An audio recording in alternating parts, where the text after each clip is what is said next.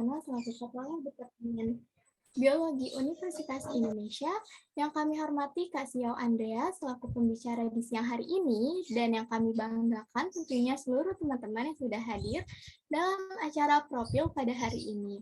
Lalu saya izin membacakan terkait peraturan umum pada webinar hari ini. 1. Peserta harap menggantikan nama dalam format nama, instansi, underscore nama lengkap. 2.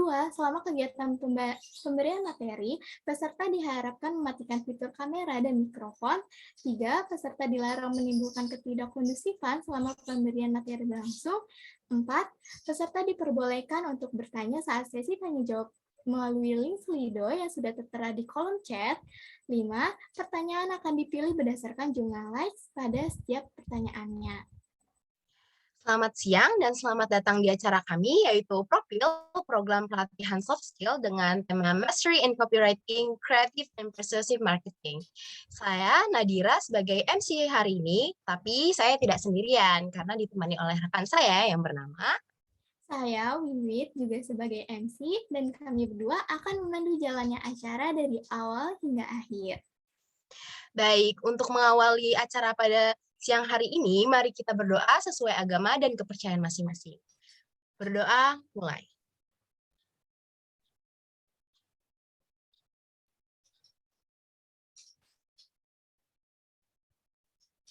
Berdoa, selesai.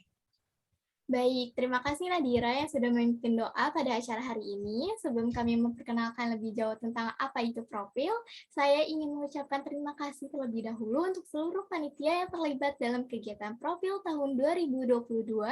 Selain itu, saya juga ingin mengucapkan terima kasih banyak untuk seluruh hadirin yang saat ini sudah berada di ruangan virtual ini, dengan harapan nantinya akan mendapatkan ilmu dan pengalaman berharga melalui webinar pada hari ini.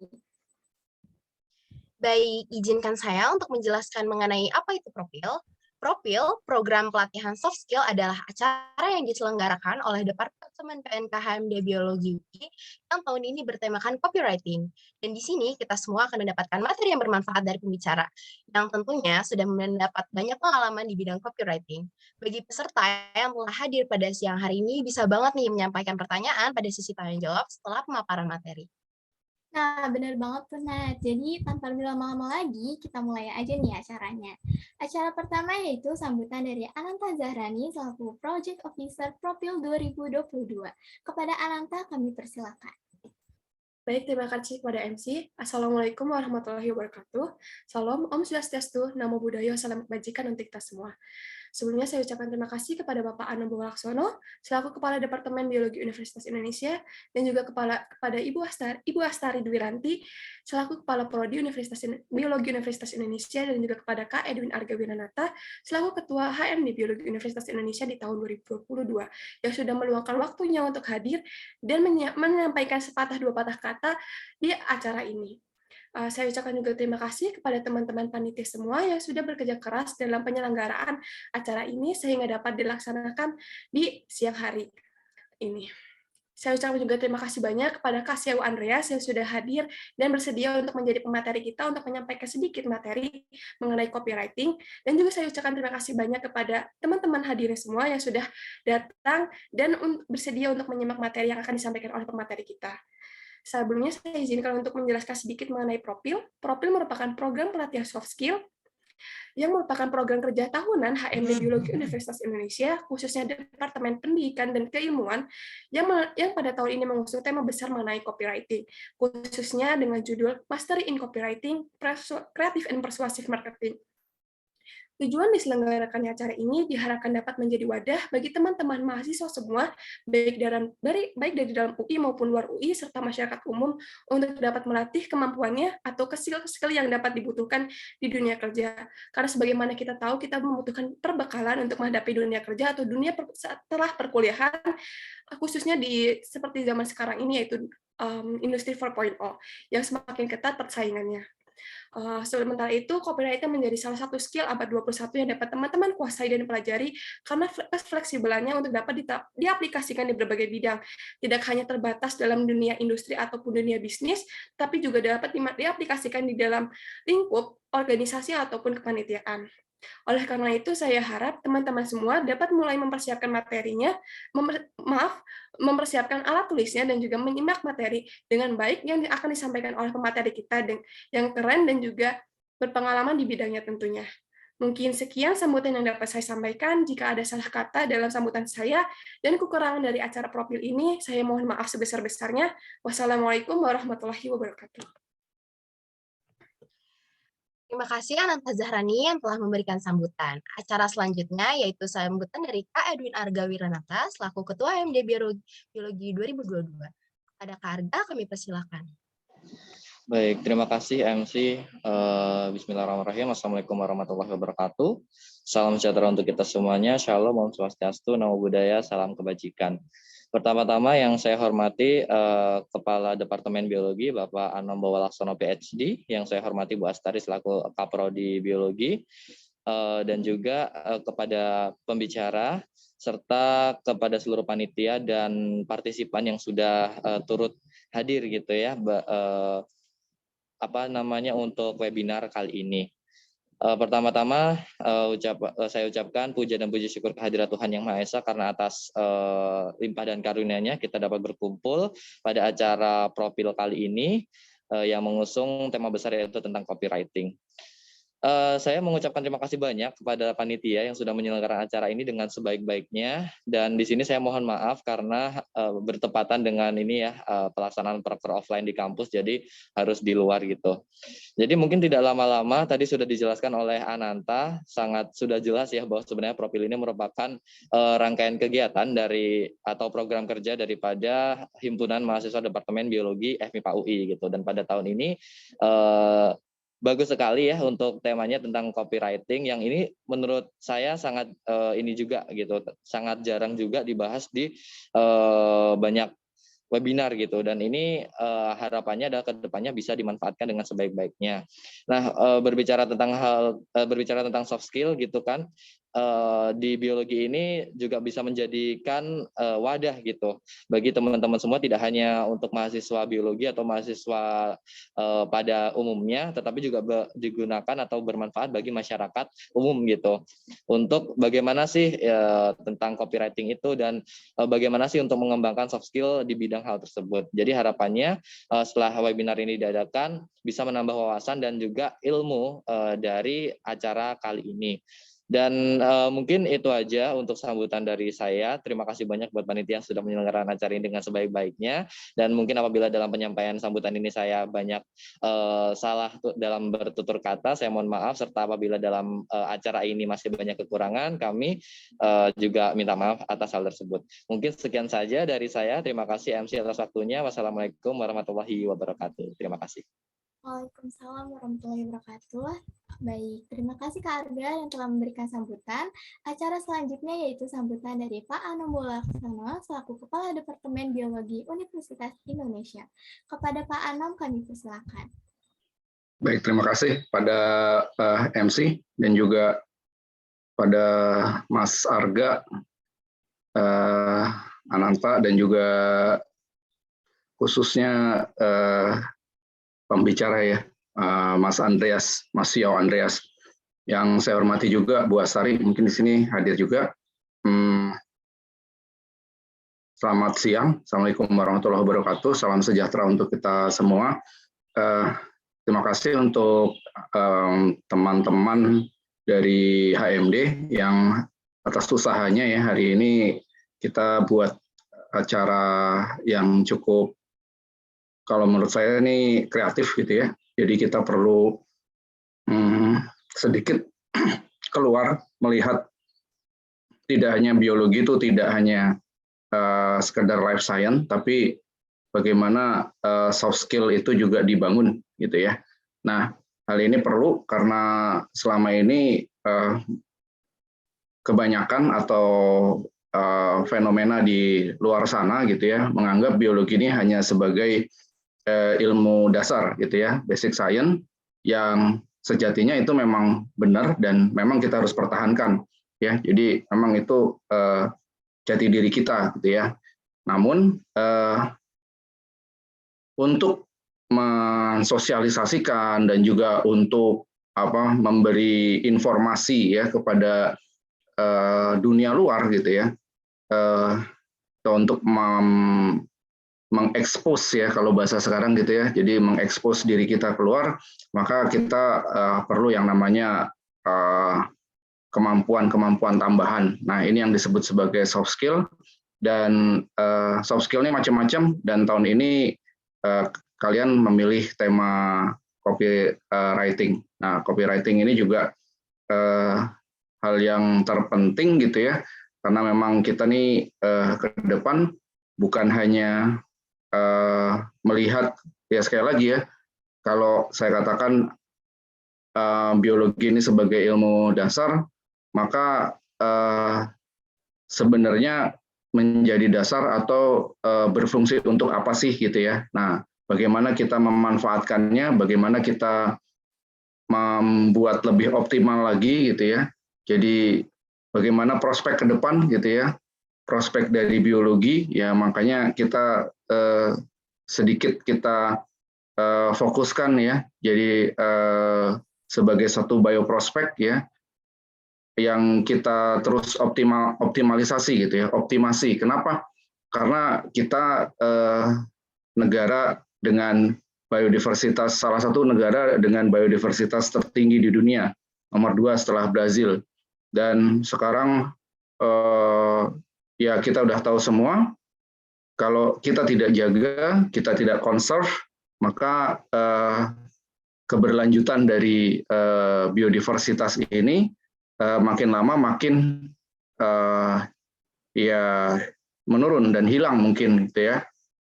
Bukan hal yang nggak mungkin gitu ya, jadi akan hilang. Nah, ini kemampuan kita ini yang harus kita tingkatkan untuk menjaga tidak bisa sekedar menjaga supaya tidak hilang, tapi juga mengenalkan dan mensosialisasikan kepada masyarakat luas.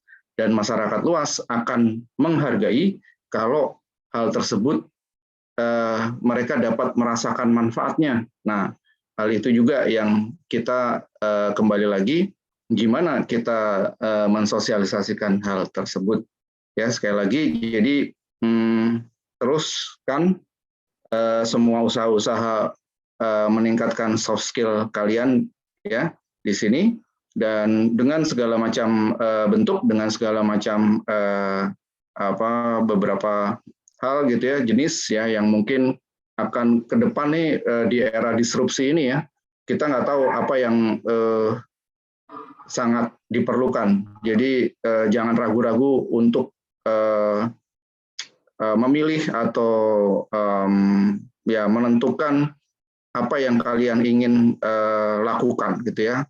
Jadi itu dari saya mungkin sedikit, dan sekali lagi selamat melaksanakan workshop ya hari ini, workshop setengah hari mungkin ya, dan saya mungkin akan saya tunggu ya follow up dari kalian semua, dan juga follow up-nya mungkin dengan hal yang sejalan dengan tema-tema hari ini, dan juga mungkin dengan tema-tema yang yang beragam ya di depan, yang ke depan yang lainnya gitu ya. Untuk saya seperti itu aja. Terima kasih sekali lagi, dan Assalamualaikum warahmatullahi wabarakatuh. Waalaikumsalam warahmatullahi wabarakatuh. Terima kasih kepada Pak Anom yang sudah memberikan sambutan pada acara hari ini. Sebelum memasuki sesi selanjutnya, aku mau minta tolong nih kepada teman-teman peserta yang udah hadir di sini untuk menyalakan kamera, karena kita mau sesi dokumentasi dulu nih. Kami tunggu hingga 13.21 ya. Nah, boleh banget nih teman-teman yang nggak berhalangan untuk menyalakan kameranya sebentar. Nah, sesi dokumentasi ini akan diambil alih oleh Chelsea selaku operator. Untuk Chelsea kami persilakan.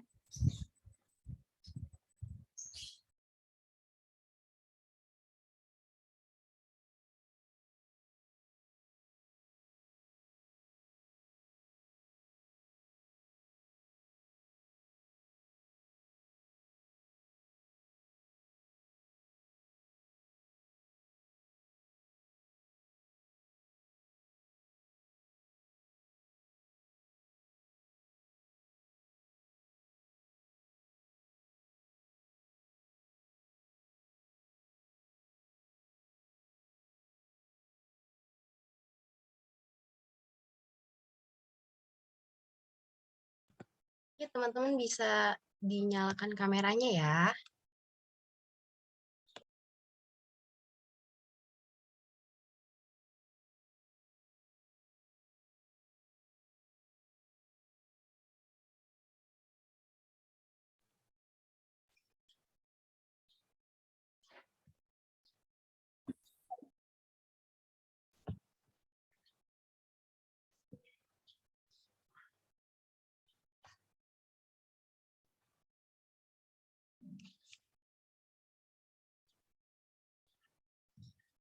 Oke, karena mungkin udah 13.21, mungkin Chelsea bisa didokumentasikan. Oke, saya hitung ya untuk slide pertama. 1, 2, 3.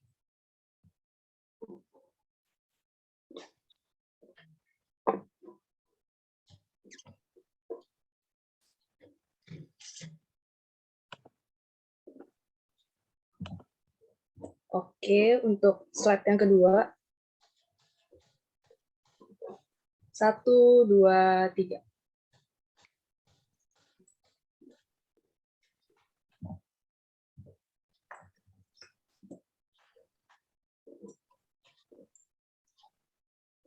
Oke, selanjutnya untuk slide yang ketiga.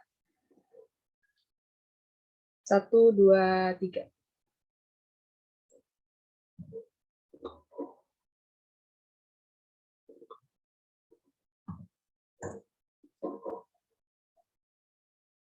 Untuk slide yang keempat. 1, 2, 3.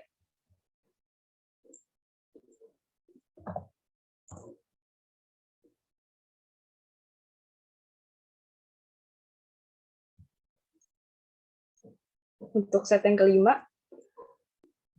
1, 2, 3.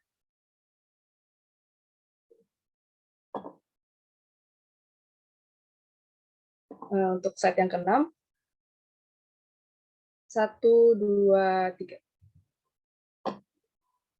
Oke, sudah semua, saya kembalikan ke MC. Baik, terima kasih Chelsea.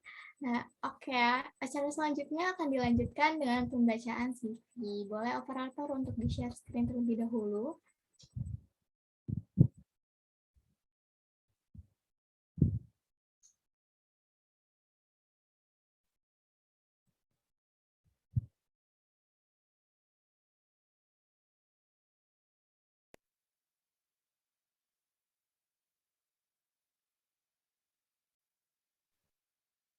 Baik, terima kasih. Saya akan membacakan rangkuman CV dari pembicara kita yang tentunya keren banget nih, yaitu Kak Sio Andreas.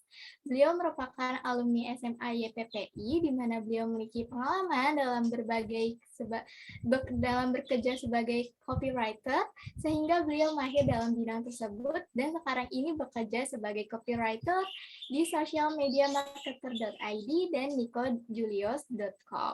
Pencapaian yang telah beliau raih yaitu menulis ratusan kopi di media sosial dan email dalam berbagai industri, menulis puluhan artikel CEO friendly di socialmediamarketer.id, dan menjadi pemateri webinar tentang copywriting nih teman-teman. Wah, keren banget ya Wit pembicara kita hari ini. Mungkin kita sapa-sapa dulu kali ya. Halo Kak Sio Andreas. Sebelumnya kakak dipanggil apa nih? Kak Sio atau Kak Andreas ya? Halo, halo. Mbak apa saja sih? Mau Mas juga boleh lah. Gimana nih Kak kabarnya belakangan hari ini? Full sibuk di Kabarnya kerjaan kah? apa? Full sibuk di kerjaan kah? Atau masih sempat ngelakuin hobi?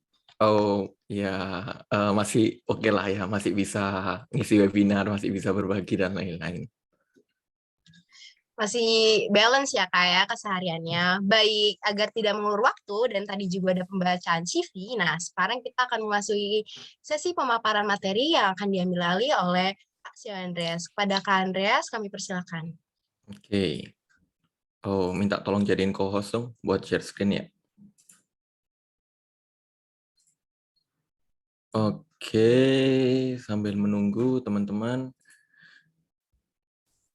Oke, jadi salam kenal teman-teman ya. Oke, ini sudah ya, bentar, saya share screen. This will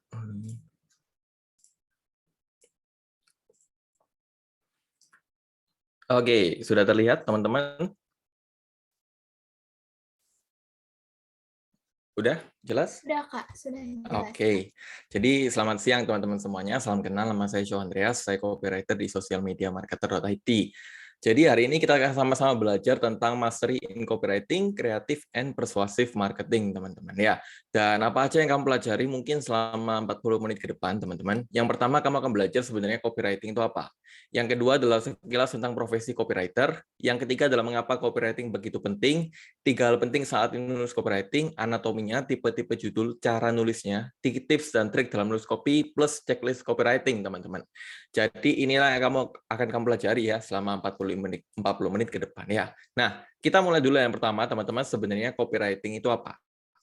Saya nggak tahu teman-teman di sini pernah mendengar copywriting atau enggak, ataupun menurut teman-teman, kenapa sih kita harus belajar copywriting gitu kan?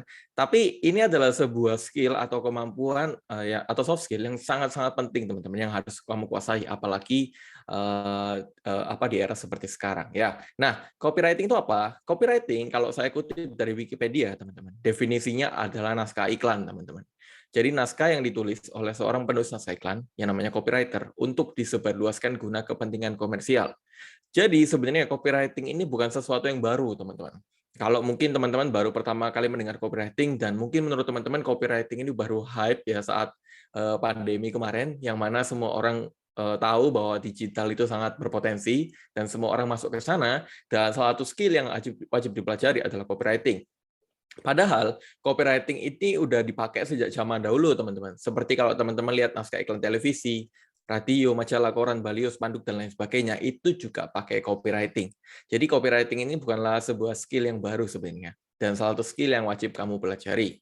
Nah, kalau menurut saya pribadi, teman-teman, definisi saya, copywriting adalah sebuah skill untuk memengaruhi atau memersuasi pembaca lewat sebuah tulisan, teman-teman. Untuk tujuan apapun, mau teman-teman itu untuk jualan bisa, atau teman-teman itu meningkatkan interaksi konten media sosial bisa, mau teman-teman itu apa ya, nggak hanya tentang jualan sih, tapi teman-teman itu memengaruhi orang lain untuk melakukan tindakan tertentu lewat sebuah tulisan itu bisa. Pun teman-teman ingin nembak pasangan lewat tulisan, itu juga sebenarnya copywriting, teman-teman ya. Cuman masalahnya saya nggak ngajari di sini ya cara nembak pasangan. Oke. Nah, kalau itu tentang copywriting, teman-teman, terus apa itu copywriter? Jadi kalau misalkan teman-teman di sini tertarik dengan dunia kepenulisan ataupun teman-teman ingin berprofesi sebagai copywriter, nah teman-teman wajib tahu hal ini dulu ya. Jadi copywriter itu apa? Copywriter itu adalah profesinya, teman-teman ya. Atau seseorang yang melakukan kegiatan copywriting. Jadi copy itu kan teksnya, writing itu kan aktivitas kita menulisnya kan. Nah, kalau copywriter itu penulisnya, teman-teman ya, sebutannya untuk profesi tersebut. Oke. Nah, job description copywriter itu apa? Ada banyak, teman-teman. Seperti mencari ide dan memikirkan campaign tertentu. Jadi kalau teman-teman lihat iklan, entah itu iklan apa, iklan marketplace lah atau iklan brand-brand terkenal, itu yang buat iklannya, yang cari idenya itu copywriter-nya. Oke. Yang kedua bisa membuat skrip, video, audio atau tulisan persuasif untuk sebuah konten. Jadi kalau teman-teman lihat seperti katakanlah podcastnya Om Deddy gitu kan ya. Nah, itu kan pasti ada skripnya, teman-teman. Jadi nggak mungkin langsung ngobrol ya, langsung tanpa skrip. Ya, jarang banget biasanya. Biasanya itu udah ada skripnya. Jadi udah susunannya. Apa yang akan dipertanyakan, apa yang akan dibicarakan. Walaupun kadang-kadang ada improvisasinya sendiri. Oke. Yang ketiga adalah mengawasi tahap produksi bersama dengan desainer, ilustrator, fotografer, dan pihak lainnya untuk memastikan hasil akhir dari konten iklan telah sesuai. Jadi teman-teman sebenarnya copywriter itu beda sama desainer. Jadi kalau teman-teman berpikir bahwa copywriter yang bikin tulisan itu apakah harus bisa desain? Sebenarnya enggak, karena itu profesi yang berbeda sebenarnya teman-teman. Tapi kalau misalkan si copywriternya bisa desain itu bisa jadi nilai plus. Oke, itu job description-nya copywriter teman-teman. Mostly sih untuk menulis sih. Jadi untuk membuat sebuah campaign atau membuat tulisan tertentu untuk memengaruhi orang lain. Itu job description-nya. Oke. Nah, kemampuan apa aja yang dibutuhkan jika kamu di sini ingin jadi copywriter? Yang pertama jelas kemampuan menulis, teman-teman ya, seperti tanda baca, tata bahasa dan lain-lain. Karena kita tahu sendiri, copywriting ada hubungannya dengan menulis. Tapi saya tahu bahwa menulis ini kan atau ilmu tentang kepenulisan ini sesuatu yang advance. Dalam arti nggak bisa kita pelajari dalam waktu 1 bulan atau 3 bulan. Butuh waktu mungkin bertahun-tahun. Maka dari itu sebenarnya kalau misalkan teman-teman, Mas saya ini ingin jadi copywriter nih. coba gitu kan. Tapi saya nggak bisa kemampuan menulis, nggak apa-apa, sambil jalan aja, sambil dipelajari. Oke. Yang kedua adalah kreativitas tinggi, teman-teman. Jadi kalau nanti aku juga share aja beberapa contoh. Jadi kalau teman-teman mungkin sering lihat ya iklan yang viral, entah itu di baliho, entah itu di konten-konten di TikTok, di Instagram, itu mungkin teman-teman merasa kayak, orang ini kok jenius ya bisa bikin iklan seperti ini, kreatif banget. Nah, itu adalah kemampuan yang dibutuhkan teman-teman seorang copywriter. Tapi masalahnya kreatif ini kan sesuatu yang ambigu ya. Jadi kan nggak ada tolak ukur yang sesuai yang mana orang dikatakan kreatif. Jadi nggak apa-apa sebenarnya. Jadi bukan sesuatu yang teman-teman harus pusingkan. Oke. Yang ketiga adalah up to date teman-teman, jelas gitu kan ya. Jadi tren itu selalu berubah-ubah teman-teman. Kalau misalkan teman-teman di sini main TikTok, itu kan tren selalu berubah-ubah ya. Kalau dulu itu tren apa ya? Trending like gitu kan. Sekarang itu tren yang ini tang gitu ya, yang foto KTP gitu kan ya. Nah, itu tren teman-teman. Itu selalu berubah-ubah. Nah, tugas copywriter adalah bagaimana kamu itu melihat apakah tren ini bisa kamu gunakan untuk kampanye kamu. Apakah kamu bisa amati, tiru, dan modifikasi tren ini untuk kampanye kamu. Oke, yang kelima adalah yang keempat adalah kemampuan riset. Riset apa? Nanti aku juga jelaskan. Dan yang kelima adalah kemampuan mempersuasi. Ini kemampuan yang dibutuhkan jika kamu ingin menjadi copywriter. Oke. Nah, ini juga tujuan dari copywriting. Tadi saya sudah bahas, meningkatkan interaksi, konversi, subscriber, jumlah prospek, open rate email, dan lain sebagainya. Oke. Nah, yang jadi pertanyaan selanjutnya adalah kenapa sih copywriting itu begitu penting? Kenapa saya di sini yang mungkin mahasiswa biologi ya tadi saya dengar ya, ataupun yang sebenarnya nggak ada jurusan tentang marketingnya harus belajar copywriting? Oke, ada 2 poin teman-teman yang ingin saya sampaikan. Yang kedua adalah dari segi komunikasi, yang pertama adalah dari segi komunikasi, yang kedua adalah dari segi kompetisi teman-teman. Oke, kita bahas dulu yang pertama, komunikasi. Kalau misalkan teman-teman di sini ingin mempromosikan sesuatu atau teman-teman katakanlah ingin aktif di media sosial sebagai content creator atau apapun itu, kalau kita ngomongin tentang digital, teman-teman, itu cara kita berkomunikasi itu lewat tulisan, lewat gambar dan tulisan, teman-teman. Beda kalau seperti ini. Kalau via Zoom gini kan lewat tulisan kan, jadi langsung ngobrol kan. Kalau misalkan teman-teman ingin ngomongin tentang digital, itu mostly pakai tulisan, teman-teman ya. Jadi nggak hanya teman-teman itu belajar tentang desain, gimana caranya membuat desain yang persuasif, ya desain yang menarik, tapi teman-teman juga harus belajar tulisan. Karena produk yang sama, teman-teman, tapi tulis yang berbeda, itu bisa menghasilkan efek yang berbeda. Nanti aku kasih contohnya. Oke. Yang kedua adalah dari segi kompetisi. Jadi kalau misalkan teman-teman di sini adalah mahasiswa atau mahasiswi yang mungkin nanti ke depannya ingin entah itu bangun bisnis ataupun teman-teman itu ingin freelance atau apapun itu teman-teman. Dari segi kompetisi itu udah cukup ketat teman-teman. Kenapa? Karena banyak orang yang sadar tentang potensi digital ini begitu luas. Oke, sebagai contoh, kalau misalkan teman-teman bayangkan nih, teman-teman jualan ya, jualan apa? Jualan makanan katakan ya. Nah, saya adalah target pasar kamu. Dan saya follow akun media sosial kamu, katakanlah. Dan di media sosial, saya kan nggak mungkin follow kamu aja kan. Katakanlah di Instagram saya follow kurang lebih 300 sampai 500 orang lah ya. Artinya apa? Artinya setiap harinya saya kurang lebih melihat 30 sampai 100 konten, teman-teman, setiap harinya. 30 sampai 100 konten. Jadi coba kamu bayangkan gimana caranya kamu bisa bersaing dengan banyaknya orang itu. Belum kita ngomongin tentang orang-orang yang iklan. Jadi dari segi kompetisi aja udah ketat, teman-teman. Itu kenapa teman-teman wajib belajar yang namanya copywriting. Nah, sebagai contoh teman-teman agar ya mungkin nggak terkesan teori aja gitu. Dan ya, ini adalah sebuah data teman-teman yang saya kutip dari Facebook Ads Library. Jadi Facebook Ads Library ini adalah tools resmi dari Facebook dan Instagram yang mana kita bisa melihat iklan apa yang lagi berjalan di Facebook dan Instagram di seluruh Indonesia dengan kata kunci suplemen. Jadi kalau kita lihat dengan kata kunci suplemen itu ada 1.600 iklan teman-teman yang lagi jalan. Jadi coba teman-teman bayangkan gimana caranya teman-teman bisa bersaing dengan banyaknya atau ketatnya kompetisi seperti ini. Oke, itu dari segi kompetisi. Belum lagi teman-teman, sebagai contoh agar teman-teman lebih dapat gambaran nih.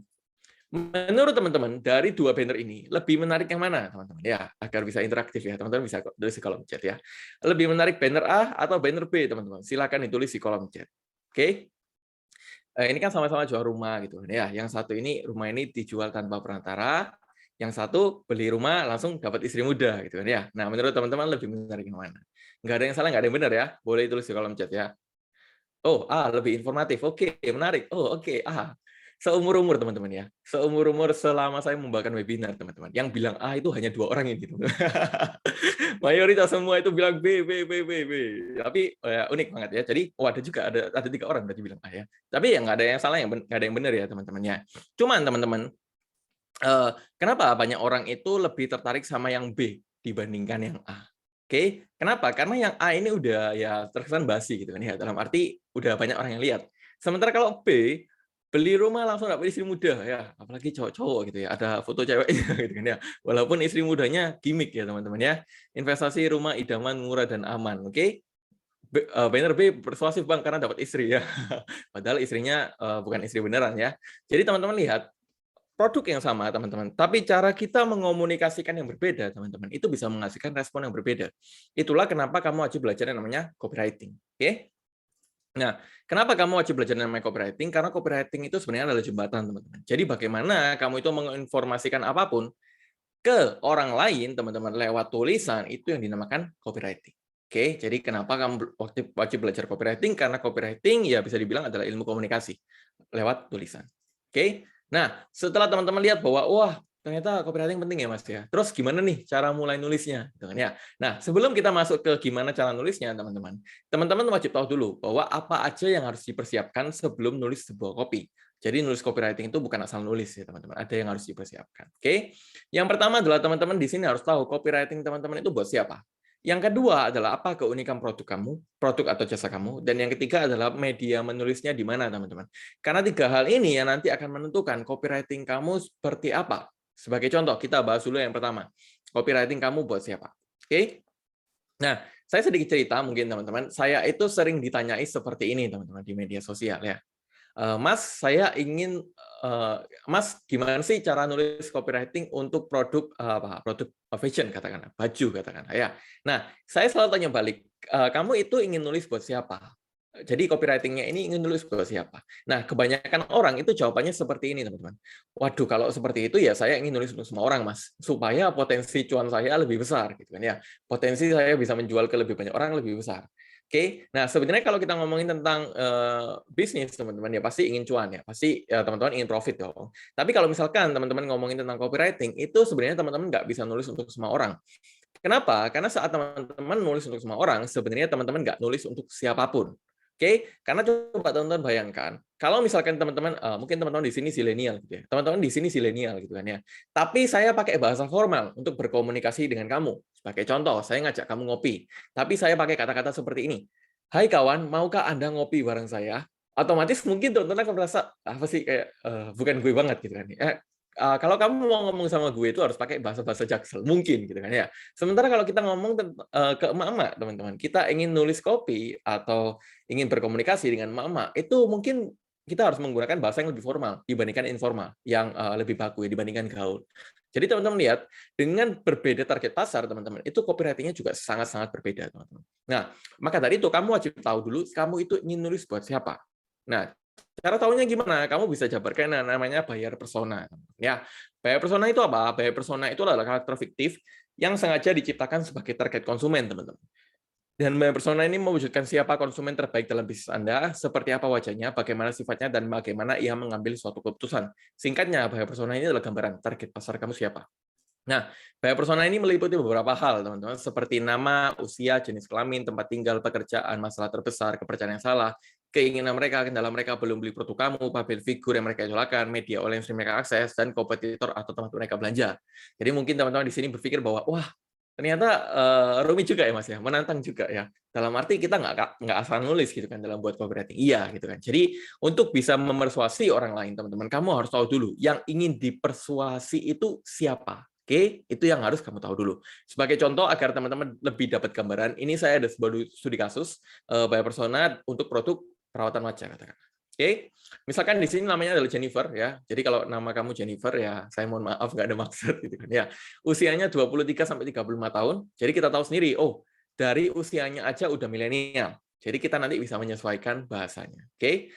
Yang ketiga adalah jenis kelaminnya wanita. Jadi kita tahu oh, wanita sama cowok itu kan beda gitu kan ya. Mungkin wanita bisa pakai bahasa seperti sis gitu kan ya. Sementara kalau cowok mungkin bro apa gue, lo, dan lain sebagainya. Oke, pekerjaannya karyawan swasta, masalah terbesarnya mereka kesulitan dalam memilih skincare yang cocok untuk kulit mereka. Apalagi di kondisi sekarang, yang mana mereka diwajibkan untuk menggunakan masker. Ciri-cirinya, mereka adalah orang-orang yang sangat mementingkan penampilan, kepercayaan yang salah mereka punya, mereka berpikir bahwa ya semua skincare itu pakai aslinya bagus, nggak pakai balik lagi. Oke, keinginan mereka ingin tampil glowing dan bikin cowok-cowok salting, kendala mereka belum beli produk kamu, katakanlah di sini mereka belum tahu tentang produkmu, public figure yang mereka idolakan, contohnya Titan Tira, media online sering mereka akses, contohnya YouTube, Instagram, dan TikTok, dan kompetitor atau mereka belanja, contohnya brand X. Nah, dengan teman-teman itu mengetahui buyer persona ini nanti akan memudahkan kamu untuk menulis copywriting yang lebih persuasif, teman-teman. Terus kalau misalkan teman-teman berpikir, cara saya tahu buyer personanya gimana, Mas? Caranya adalah riset, teman-teman. Ingat, teman-teman, copywriting bukan asal nulis. Oke? Memang 20% aktivitasnya menulis, tapi 80%-nya itu riset, teman-teman. Jadi kamu harus tahu dulu buyer personanya siapa. Caranya gimana? Risetnya ada 3 tahap. Oke? Yang pertama asumsi, yang kedua validasi, yang ketiga repetisi, teman-teman. Jadi di tahap asumsi, teman-teman mengira-ngira dulu target pasar teman-teman itu siapa. Sebagai contoh, kalau misalkan teman-teman ingin menulis copy untuk apa ya? Untuk produk atau jasa atau untuk informasi apapun, ya udah teman-teman coba aja buat buyer persona yang tadi terus diasumsikan, dibuat di karang-karang dulu nggak masalah. Oke. Nah, selanjutnya di tahap validasi, teman-teman menganalisa dan membuktikan apakah asumsi yang tadi teman-teman buat itu benar atau enggak. Caranya gimana? Ada beberapa cara. Bisa tanya ke orangnya langsung. Contoh, saya pernah nulis copywriting untuk produk hijab, teman-teman. Yang mana saya nggak tahu orang pakai hijab itu kayak gimana. Oke. Nah, apa yang saya lakukan? Ya saya tanya ke teman saya yang sekiranya target pasar saya, yang usianya sesuai, yang gendernya juga sesuai, gitu kan, ya, yang apa masalahnya juga ya kira-kira sesuai. Terus saya tanya, gitu kan, kamu kalau misalkan beli hijab itu faktor apa yang kamu pertimbangkan? Wah, baru mereka ceritakan, waduh saya itu lihat dari motif, saya lihat dari kainnya letoy atau enggak, saya lihat dari bahannya panas atau enggak, harga dan lain sebagainya. Nah, itulah yang nanti kita jadikan buyer personanya, teman-teman. Dan kita coba komunikasikan jika produk atau jasa kita atau informasi yang kita sampaikan itu bisa membantu mereka atau enggak. Oke. Yang kedua adalah bisa riset dan membaca beberapa artikel, teman-teman. Jadi kalau saya itu paling sering ke mesin pencari gitu kan ya, faktor-faktor yang mempengaruhi orang beli apa. Nanti kan keluar beberapa sumber gitu kan ya. Nah, dari hal tersebut, kamu bisa jadikan acuan untuk buat buyer persona yang lebih valid. Yang ketiga adalah bisa cek media sosial kompetitor atau influencer yang mereka follow. Jadi kan tadi ada banyak ya, contohnya Titan Tira gitu kan ya. Ya udah, kamu coba lihat di bagian komentarnya, teman-teman. Apa aja sih yang sering mereka katakan, curahan hati mereka seperti apa, kosakata yang sering mereka pakai apa. Itulah yang nanti akan memudahkan kamu untuk menulis copywriting. Oke. Dan yang keempat adalah cek di marketplace, teman-teman. Jadi marketplace ini bisa saya bilang adalah sebuah harta karun, teman-teman. Khususnya untuk zaman sekarang gitu. Kenapa? Karena dulu kalau teman-teman ingin riset itu sulit, teman-teman, dan butuh biaya. Sementara sekarang enggak, teman-teman. Gratis.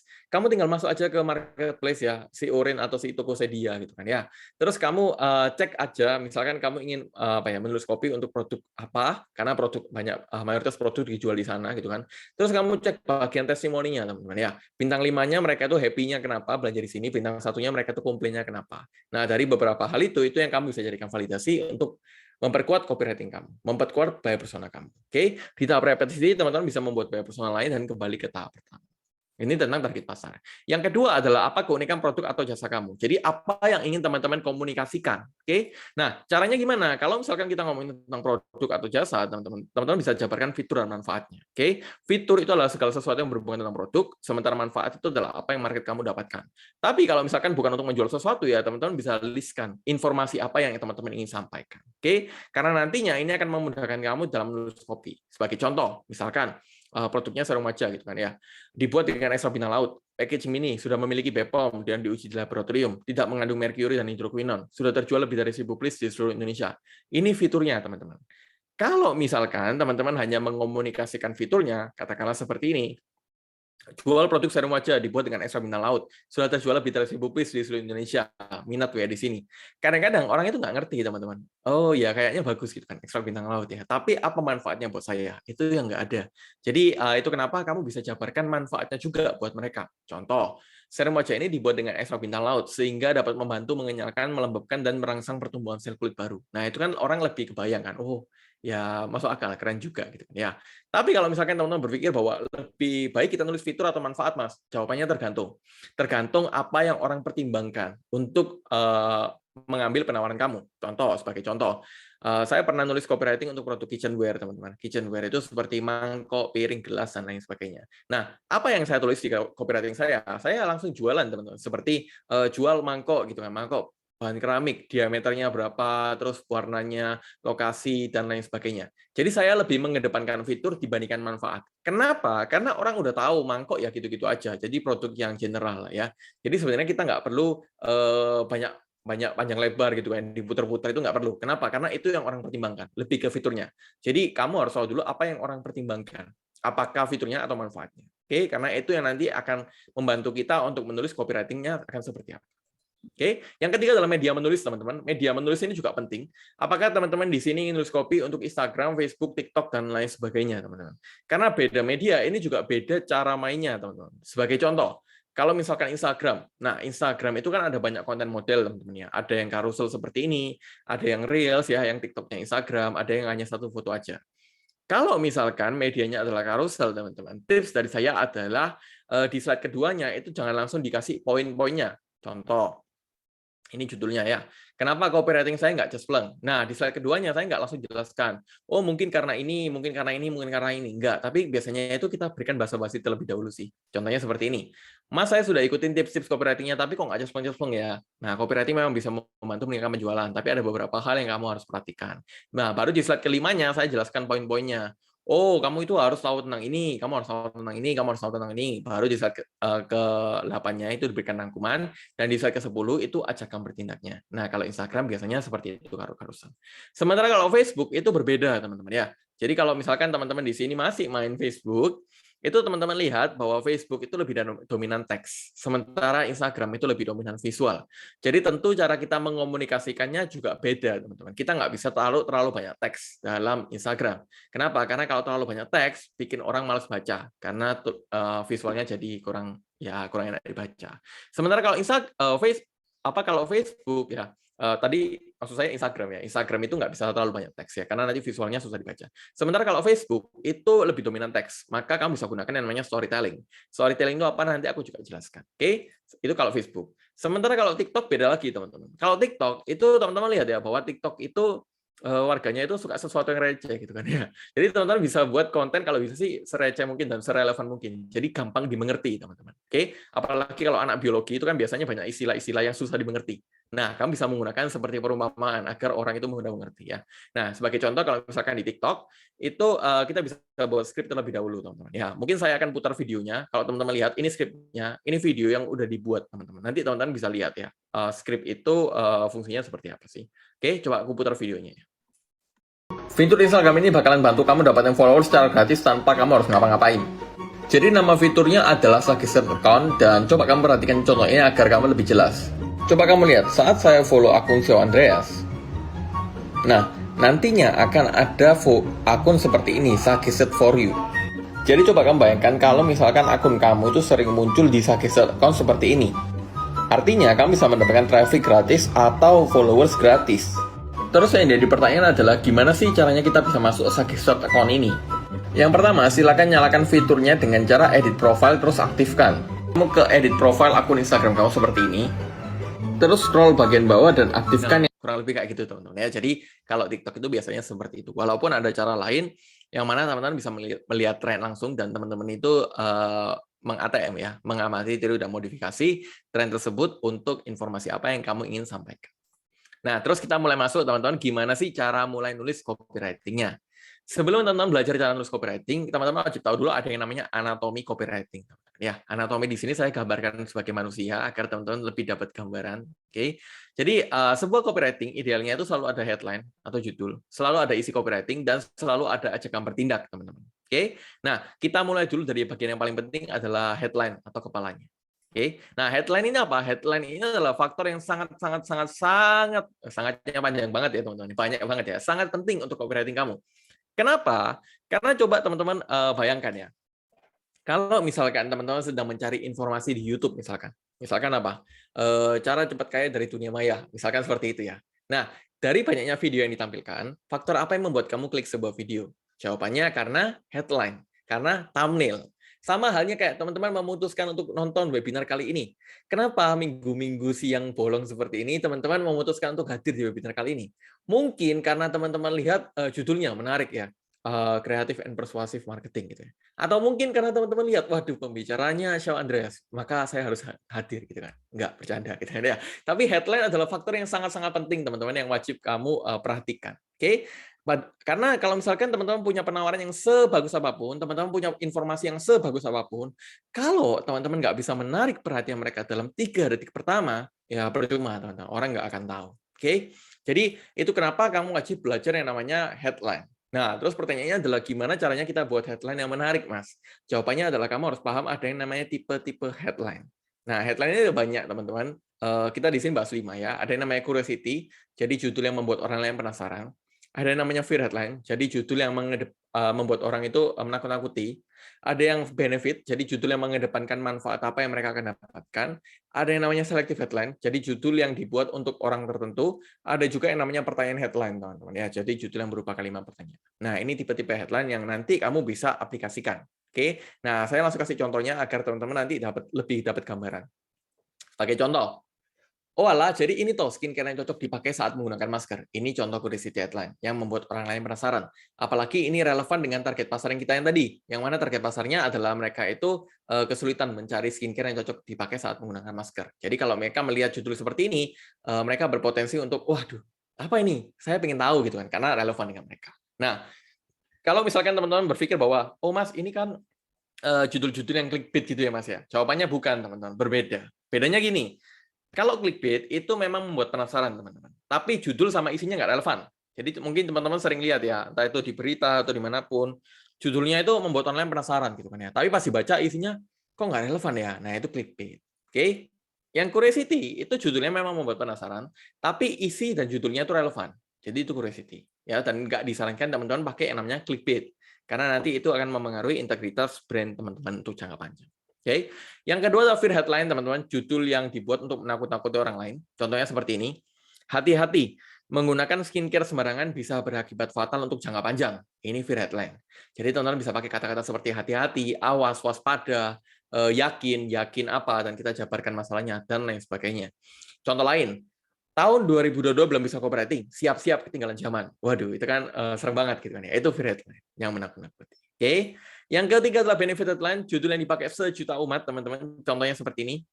Gratis ongkir plus diskon 20% khusus pembelian hari ini. Atau buy one get one, bonus apa gitu kan ya, promo apa dan lain-lain. Itu benefit yang sering mungkin teman-teman temui biasanya itu di supermarket gitu kan ya, atau ya supermarket yang besar-besar itu ya. Itu benefit headline. Yang selanjutnya adalah selective headline, teman-teman. Contohnya seperti ini, khusus wanita kantoran yang kulit wajahnya beruntusan. Jadi kita menargetkan orang-orang spesifik, teman-teman, wanita kantoran yang kulit wajahnya beruntusan. Jadi mereka itu merasa terpanggil.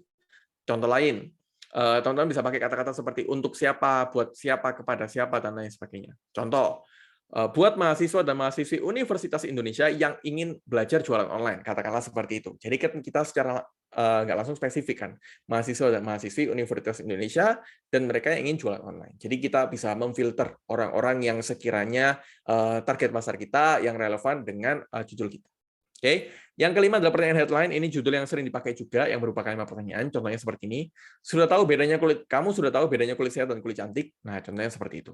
Walaupun kalau misalkan teman-teman lihat, Mas, ini kan juga membuat penasaran, Mas. Iya, memang 5 tipe headline ini mirip-mirip sih sebenarnya. Tapi nggak apa-apa. Kenapa saya sampaikan? Agar teman-teman itu dapat gambaran aja. Jadi bisa lebih banyak eksplorasi untuk membuat headline yang lebih variatif dan persuasif.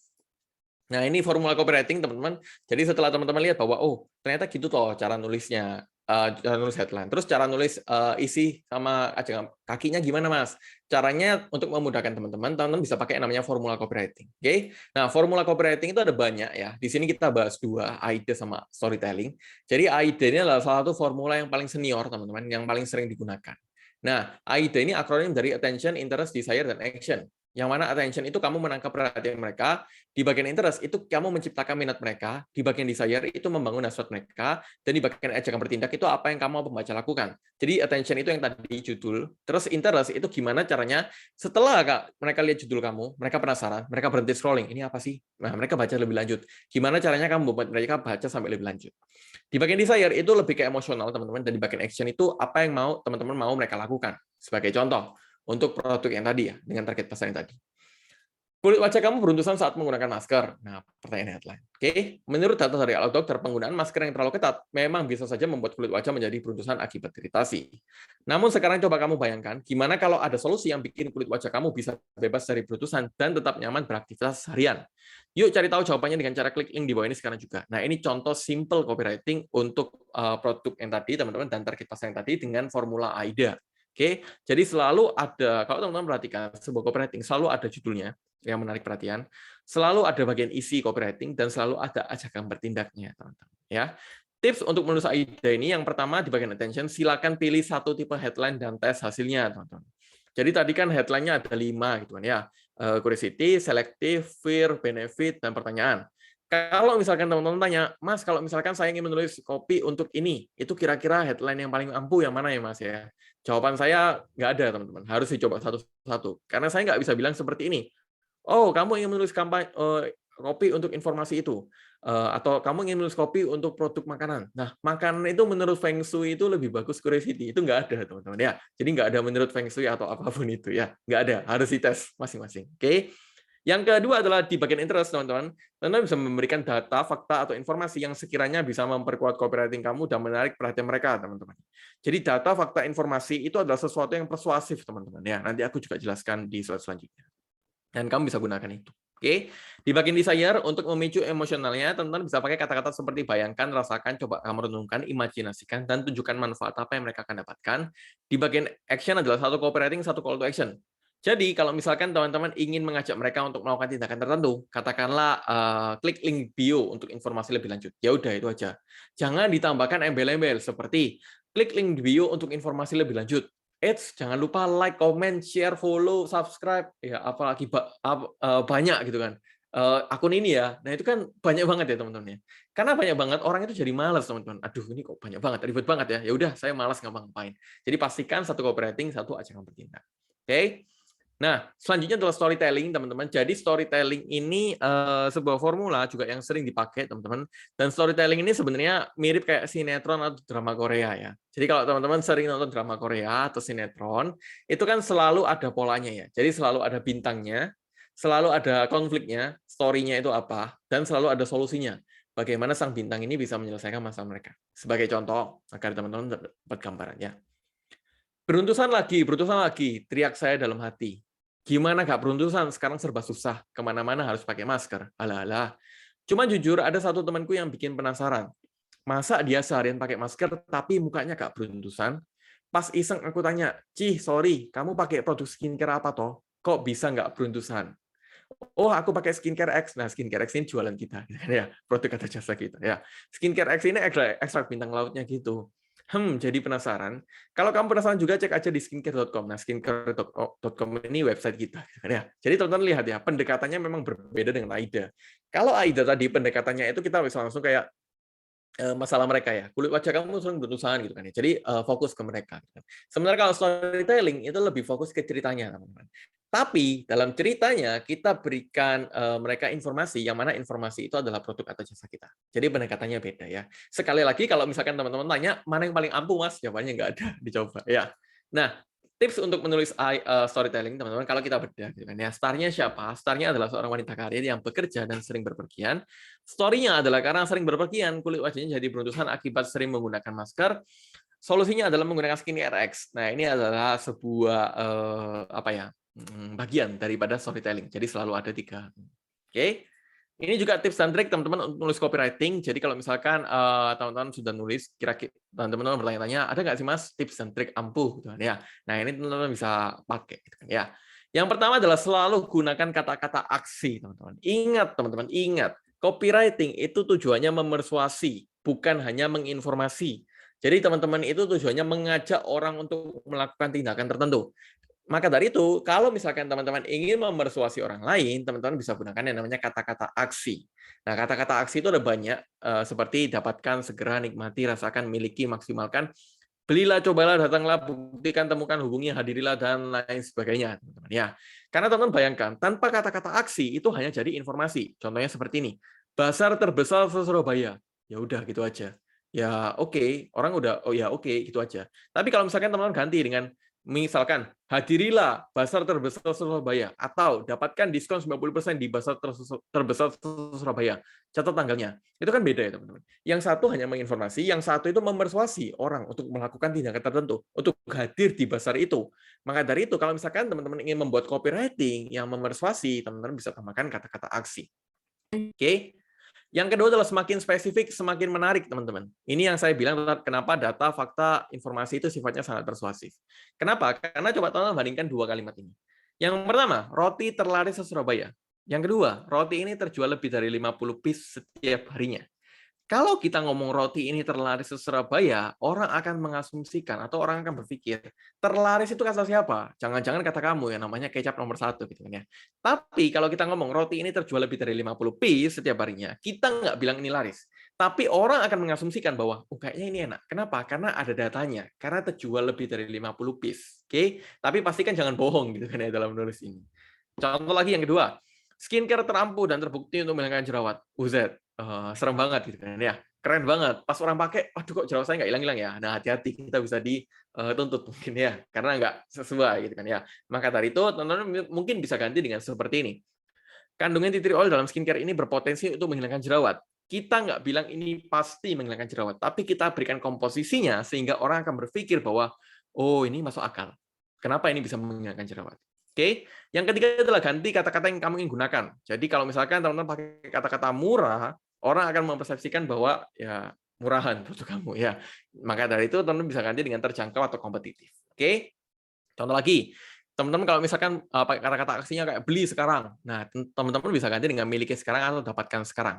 Kenapa? Karena kalau beli itu sering dipersepsikan kita mengeluarkan uang, kan ya. Sementara nggak semua orang nggak suka mengeluarkan uang. Oke, maka dari itu kamu bisa ganti dengan miliki atau dapatkan. Contoh lagi, jarang ada, kamu bisa ganti dengan eksklusif atau terbatas. Kenapa? Karena jarang ada itu sebenarnya lebih ke rasional, teman-teman ya. Karena kan kurang menarik ya. Contoh nih, hadirilah Bazar Terbesar, hadirilah webinar copywriting yang jarang ada. Kan ya kurang menarik ya dibandingkan hadirilah webinar copywriting eksklusif, itu kan kayak lebih wow gitu kan ya. Maknanya sama teman-teman, tapi kata yang berbeda itu bisa menghasilkan emosi yang berbeda. Oke, ini juga data teman-teman sudah dirasakan. Jadi kalau misalkan teman-teman bilang, oh ini udah banyak yang merasakan kok, udah terbukti kok, banyak yang membuktikan. Berapa banyak? Bisa dijabarkan. Contoh, 1.215 orang telah merasakan manfaatnya. Lebih persuasif, apalagi menggunakan angka ya. Contoh lagi, ini juga menulis harga sih. Kalau misalkan teman-teman ingin menulis diskon 20%, teman-teman bisa ganti dengan hemat hingga 200.000. Kalau misalkan nominalnya setara dengan 200.000. Karena 20% ini kan kurang menarik ya teman-teman ya. Ya beda kalau 50% ya. Kan lebih menarik ya. Nah, kalau misalkan nominalnya itu setara dengan katakanlah 50.000 atau di atas itu kan lebih menarik teman-teman. Dibandingkan kalau misalkan kita menulis 10% atau berapa gitu ya. Itu tipsnya teman-teman ya. Ini juga checklist copywriting teman-teman. Jadi apa aja yang wajib teman-teman lihat ulang setelah teman-teman nanti menulis copy. Yang pertama adalah apakah headline saya sudah menarik perhatian pembaca. Ingat teman-teman, pastikan judul yang teman-teman buat itu relevan dengan target pasar teman-teman.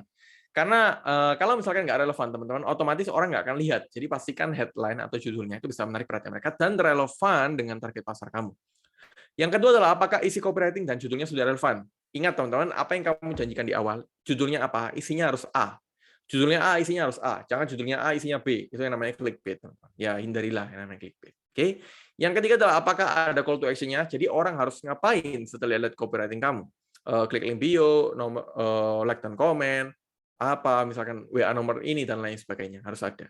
Yang keempat adalah apakah manfaat yang saya tuliskan sudah jelas nggak bagi mereka. Nah, cara tahunya gimana? Teman-teman wajib baca ulang copywriting teman-teman. Hindarilah yang namanya typo gitu kan ya, atau mungkin kalau saat kamu membaca copywriting kamu itu kamu nanti bisa lihat apakah kalimat saya itu kira-kira muter-muter atau enggak gitu kan. Karena apalagi typo teman-teman itu paling sering banget ya. Jadi pastikan kalau misalkan teman-teman setelah menulis copy gitu kan itu dibaca ulang. Karena teman-teman bayangkan kalau misalkan teman-teman itu ingin menulis call to action-nya tekan di sini, karena teman-teman typo, K dan L itu mirip kan, sebelahan gitu kan. Teman-teman ganti T, ganti L K-nya ya. Telan di sini. Nah, itu kan ya walaupun sepele sih, tapi maknanya beda teman-teman ya. Jadi perhatikan yang namanya typo ya, hati-hati ya. Lalu apakah saya sudah menulis beberapa copy dan melakukan tes dan ukur, teman-teman? Jadi pastikan teman-teman menulis copywriting itu nggak bisa hanya sekali nulis teman-teman, tapi teman-teman harus buat beberapa tulisan sehingga teman-teman bisa melakukan tesan ukur copywriting mana yang paling perform, yang paling cocok untuk target pasar saya. Oke, nah itu aja teman-teman dari saya kembalikan ke MC untuk sesi selanjutnya. Wah, keren banget ya materinya. Terima kasih kepada Kak Andreas untuk pemaparan materi copywriting yang sangat insightful nih. Nah, apabila saya dapat simpulkan sedikit, pada sesi ini Kak Andreas menyampaikan materi mengenai copywriting, atau kata Kak Andreas itu ilmu komunikasi melalui tulisan, yang terdiri dari pengertian, manfaat, tujuan, selain itu ada poin pentingnya copywriting, lalu teknik-teknik copywriting, serta tips nih menjadi copywriter yang kreatif dan persuasif. Nah, selanjutnya ada sesi Q&A nih teman-teman yang berlangsung selama 40 menit. Jadi, buat teman-teman yang udah penasaran banget nih tentang copywriting atau udah simpen pertanyaan menarik yang ingin ditanyakan untuk Andres, bisa banget nih langsung ditanya.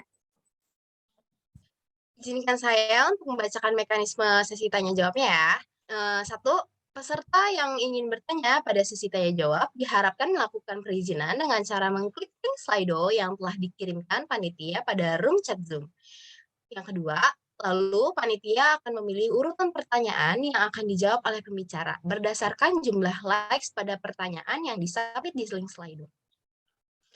Oke, mungkin teman-teman bisa langsung klik link Slido-nya aja ya untuk pertanyaannya. Baik, sembari menunggu Kak Andreas nih, boleh nih operator untuk di-share screen layar link Slido-nya.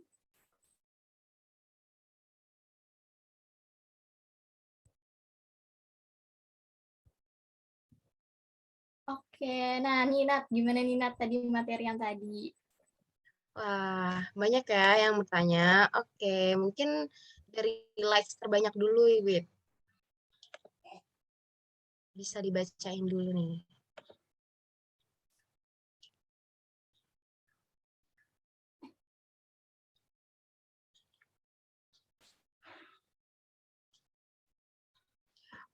Dari like yang pertama ini yang paling banyak pertanyaannya, Kak, untuk copywriting di sosial media, apakah hashtag itu berpengaruh?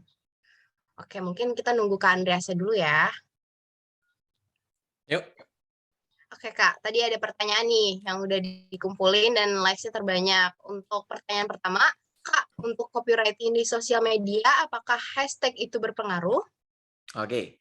Jadi gini ya teman-teman ya, hashtag atau tagger itu fungsinya itu untuk mengkategorikan konten tertentu. Jadi kalau misalkan teman-teman melihat hashtag makanan, otomatis konten-konten makanan itu ada di dalam sana. Jadi sebenarnya hashtag itu nggak berpengaruh dengan copywriting karena hashtag itu untuk mengkategorikan konten. Tapi bisa jadi pengaruh kalau misalkan kamu menggunakan hashtag yang sudah dioptimasi.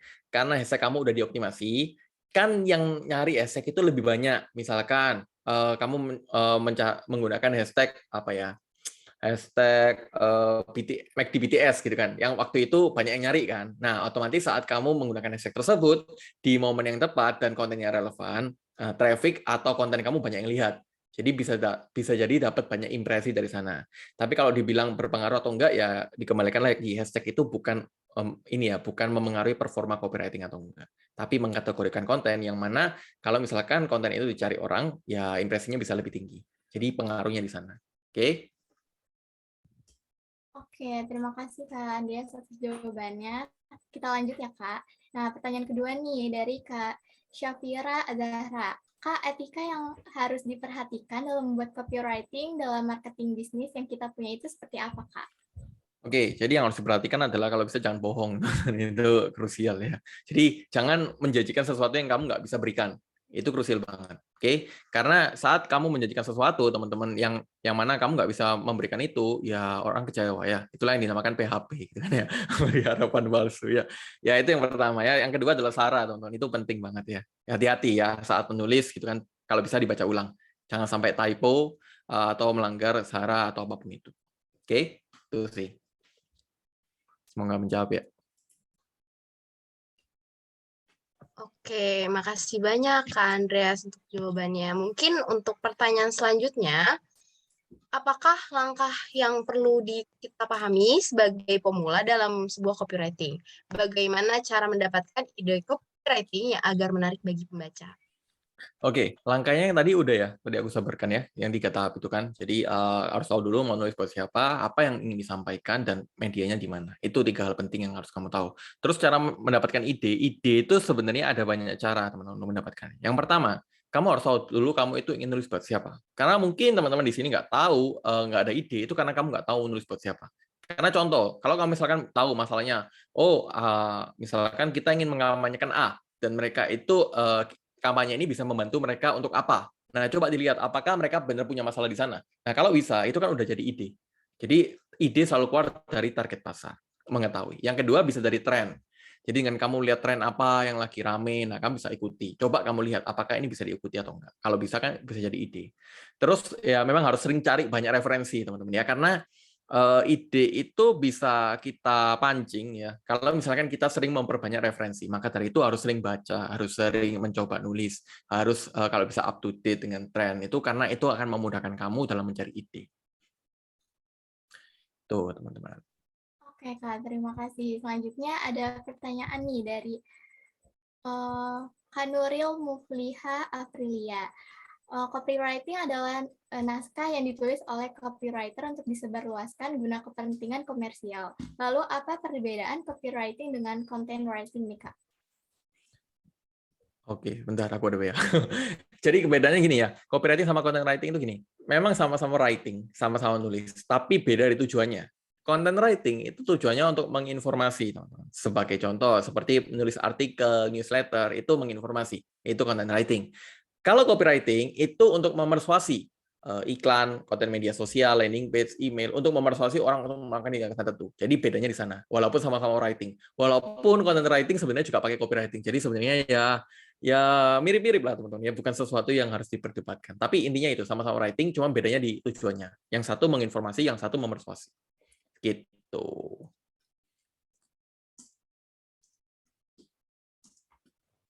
Oke, makasih Kak Andreas jawabannya. Ya.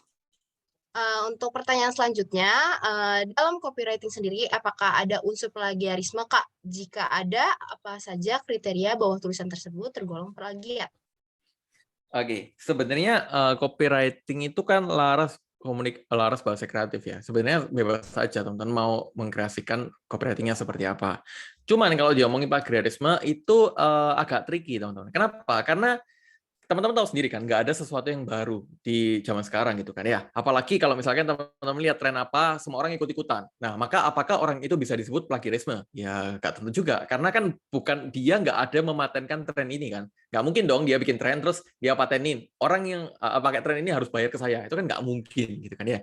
Jadi sebenarnya plagiarisme ini ya bukan sesuatu yang harus teman-teman perdebatkan sih. Tapi kalau bisa teman-teman dalam melihat tren itu jangan langsung ditiru persis. Nah, kalau bisa gunakan kreativitas kita, amati tiru modifikasi. Jangan ATP ya, amati tiru plek gitu. Jangan ya. Gitu. Oke, ATP ya, Kak. Oke, lanjut aja nih, Kak. Pertanyaan selanjutnya dari M. Dwi Julianto nih, Kak. Kak, bagaimana cara kita mengetahui kalau kita sudah berhasil dalam melakukan copywriting, Kak? Oke. Jadi kalau teman-teman tanya efektivitas copywriting itu ditentukan dari apa? Jawabannya kalau saya sih ditentukan berdasarkan data, teman-teman. Kenapa data nggak? Karena data nggak pernah bohong. Apalagi kalau misalkan teman-teman menggunakan copywriting dalam aktivitas digital marketing atau media sosial. Semua kan bisa kita ukur. Jadi kita bisa lihat contoh, kalau kamu membuat copywriting untuk meningkatkan interaksi media sosial, ya udah dilihat dari copywriting yang seperti ini, interaksinya berapa banyak. Berapa banyak yang like, comment, share, save, dan lain sebagainya. Kalau misalkan untuk mengajak orang mengikuti akun kita, ya udah dilihat dari copywriting seperti ini berapa banyak yang mengikuti akun kita. Jadi kembali lagi ke data dan tujuannya, teman-teman. Apakah tercapai atau enggak? Kalau tercapai ya bisa kita bilang bahwa copywriting kita udah berhasil. Kalau belum ya harus diubah. Gitu. Wah, keren banget. Oke, Kak. Mungkin kita langsung lanjut ke pertanyaan selanjutnya dari M. Dwi Julianto juga. Ketika sudah di tahap hasil copywriting sudah bagus dan audiens banyak yang suka, bagaimana tips mempertahankannya ya, Kak? Mungkin ada yang hype di awal doang, nanti belakang-belakangnya udah enggak, mungkin gitu, Kak. Oke. Jadi kalau bisa sih diulangi polanya, teman-teman. Gini misalkan, saya pernah bikin konten teman-teman di media sosial itu kan apa ya? apa ya, misalkan cara apa ya, cara mencuri ide konten orang lain gitu kan. Nah, itu sempat viral tuh. Nah, karena saya tahu oh ini viral, jadi topik-topik seperti ini yang disukai. Maka dari itu saya membuat sinonimnya, teman-teman. Seperti nyontek copywriting orang lain. Nah, sebenarnya itu kan sama ya, mirip-mirip gitu kan. Ya, kita pakai sinonimnya aja. Tapi dengan konten yang sama seperti itu, hasilnya juga ya kurang lebih mirip-mirip, teman-teman. Lumayan jangkauannya gitu kan. Ya, jadi dengan teman-teman kalau misalkan udah tahu, oh pola seperti ini yang disukai audiens saya, konten-konten seperti ini, copywriting seperti ini, ya udah diulangi terus. Entah itu cari sinonimnya, cari dari sudut pandang yang berbeda, tapi pola-polanya harus diulangi. Maka dari itu memang kita harus jeli, teman-teman, dalam melihat pola itu. Gitu.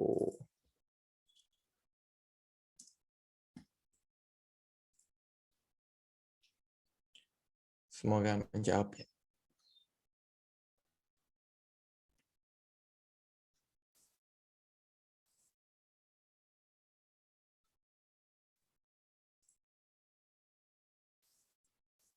Oke, next.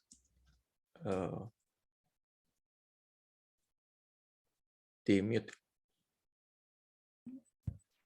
Oh, maaf Kak, tadi ada gangguan nggak bisa unmute. Oke, Oke. terima kasih Kak. Lanjut ke pertanyaan Kak Kelly, bagaimana cara membuat portofolio copywriting dengan menggunakan berbagai macam media yang berbeda-beda nih Kak? Seperti ada yang di IG, landing page, dan lain-lain. Oke, kalau misalkan teman-teman ingin jadi copywriter atau jadi penulis gitu kan, cara paling mudahnya adalah teman-teman buatin gratis aja buat orang. Kenapa? Karena di awal itu kan kita belum punya portfolio. Otomatis ya orang kurang percaya dong sama kita kalau nggak ada portfolio. Caranya gimana buat portfolio? Bikinin gratis, tapi kamu minta testimoninya. Jadi dari bikin gratis ini kamu bilang, mau nggak saya buatin copywriting gratis? Tapi nanti saya bikin minta testimoni dari kamu ya. Nah, testimoni dari orang-orang ini, itu bisa kamu jadikan portfolio. Entah itu kamu ingin buat di Instagram, landing page, email, dan lain-lain. Jadi caranya paling mudah adalah dibikinin gratis. Gitu sih. Oke, lanjut ke pertanyaan selanjutnya dari Nuril Mufliha Afrilia. Bagaimana cara agar selalu konsisten dalam berkarya dan menghindari rasa nggak mood saat menulis konten? Wah, pertanyaan menarik nih, Kak. Oke ya, karena manusia itu makhluk emosional ya, mudah baper teman-teman. Jadi gimana caranya?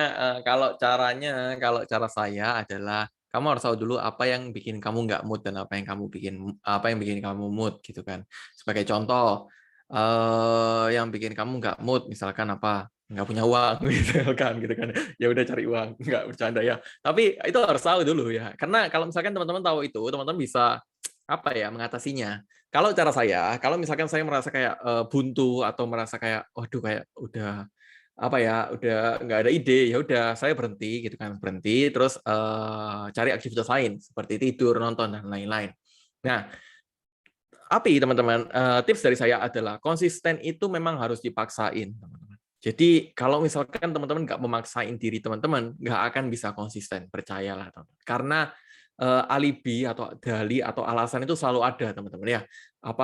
Saya harus nonton TikTok kucing lah, perut saya sakit lah, belum makan lah, alasan itu selalu ada teman-teman. Memang harus dipaksain untuk konsisten, nggak ada cara lain. Kalau menurut saya ya, yang kerasnya ya. Tapi tips lainnya adalah kamu harus tahu dulu apa yang bikin kamu mood dan apa yang bikin kamu nggak mood. Itu harus cari tahu. Gitu.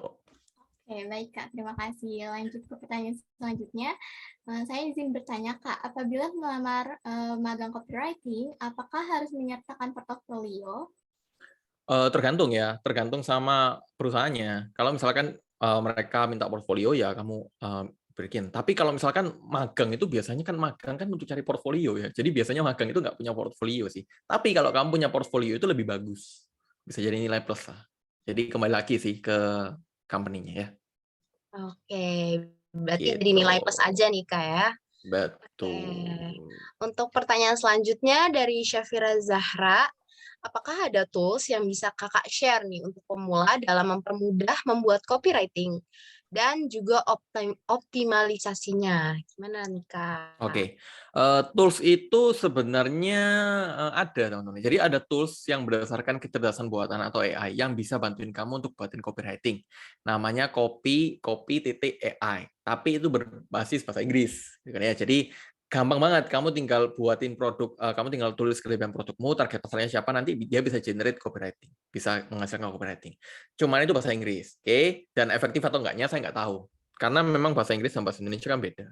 Terus kalau misalkan teman-teman tanya tools lain, tools yang paling sering saya gunakan itu ada beberapa, teman-teman. Yang pertama itu Rima ya, Rima kata. Teman-teman bisa googling aja.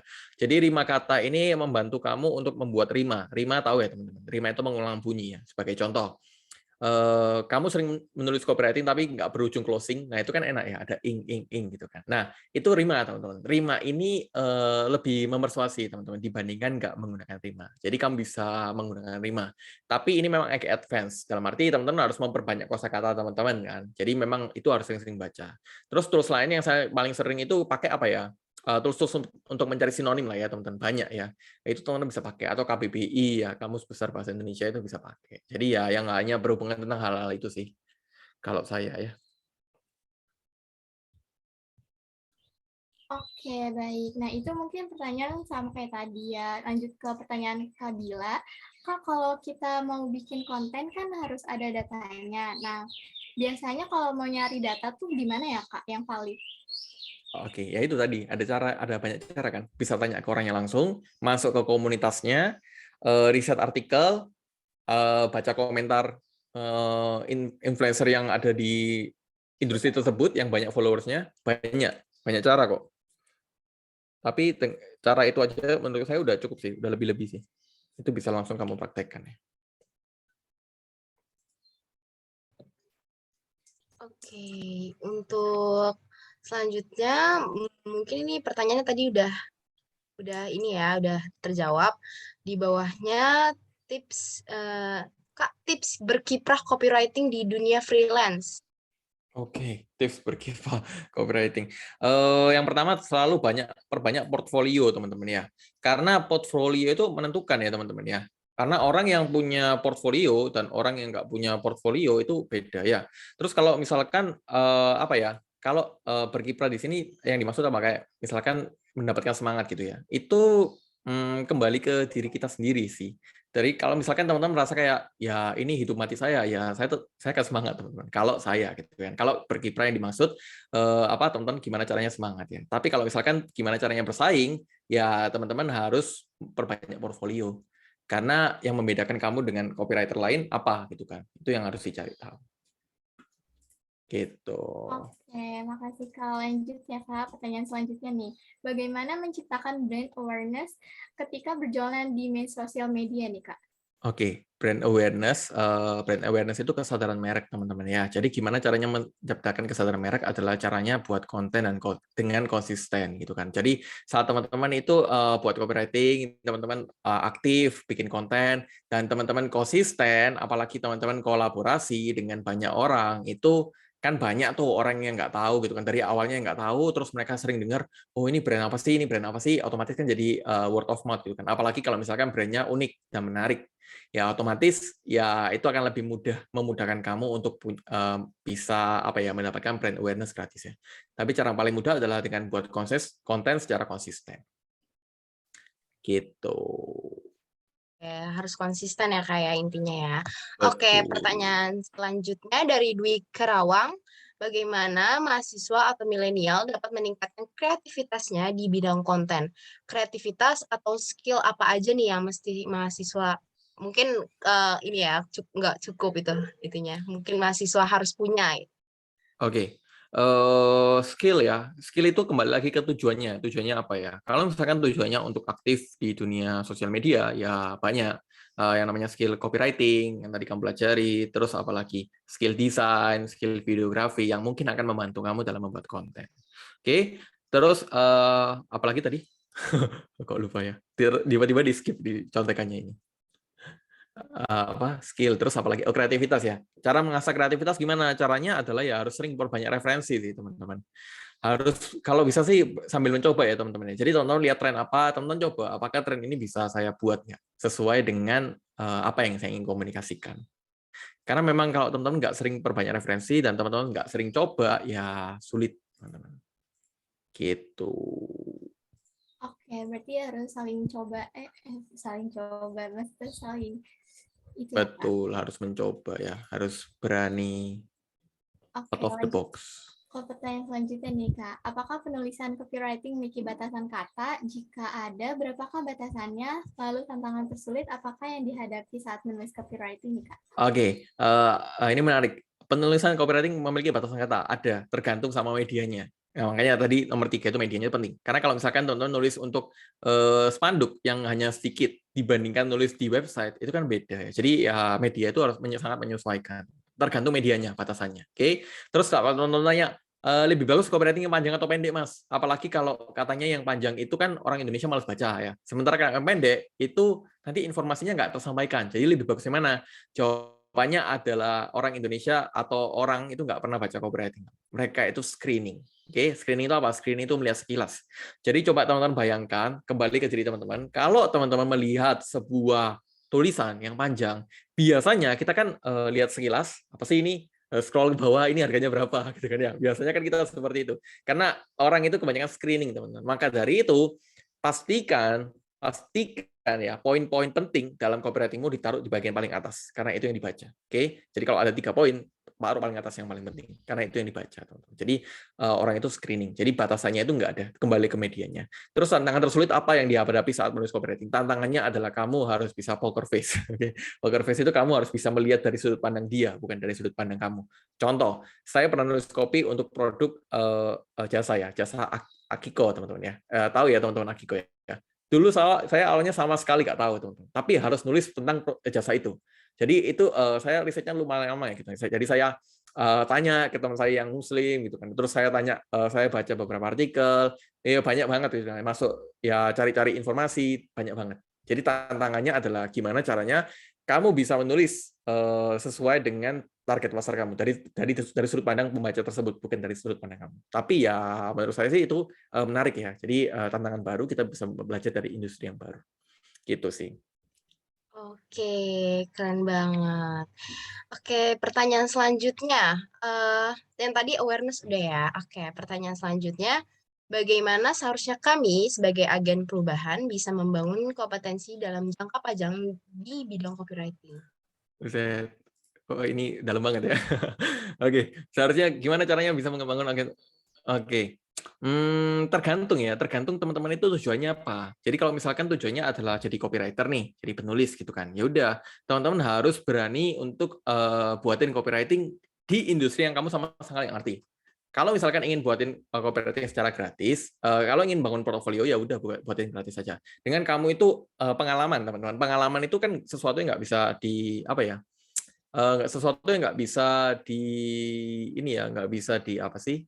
Ya sesuatu yang nggak bisa didebat lah ya, dalam arti sesuatu yang ya kalau misalkan kamu punya pengalaman yang lebih banyak dibandingkan orang lain, otomatis kan ya nilai jual kamu itu kan bisa lebih tinggi kan. Jadi dengan kamu itu banyak pengalaman, dengan kamu banyak praktek, dengan kamu banyak bangun portfolio, itu ya kamu bisa bersaing, teman-teman ya. Kalau bisa aktif juga di sosial media. Kalau bisa bangun kalau misalkan jadi copywriter gitu kan, bangun personal branding juga karena itu akan mempengaruhi, teman-teman, nilai jual kamu. Gitu.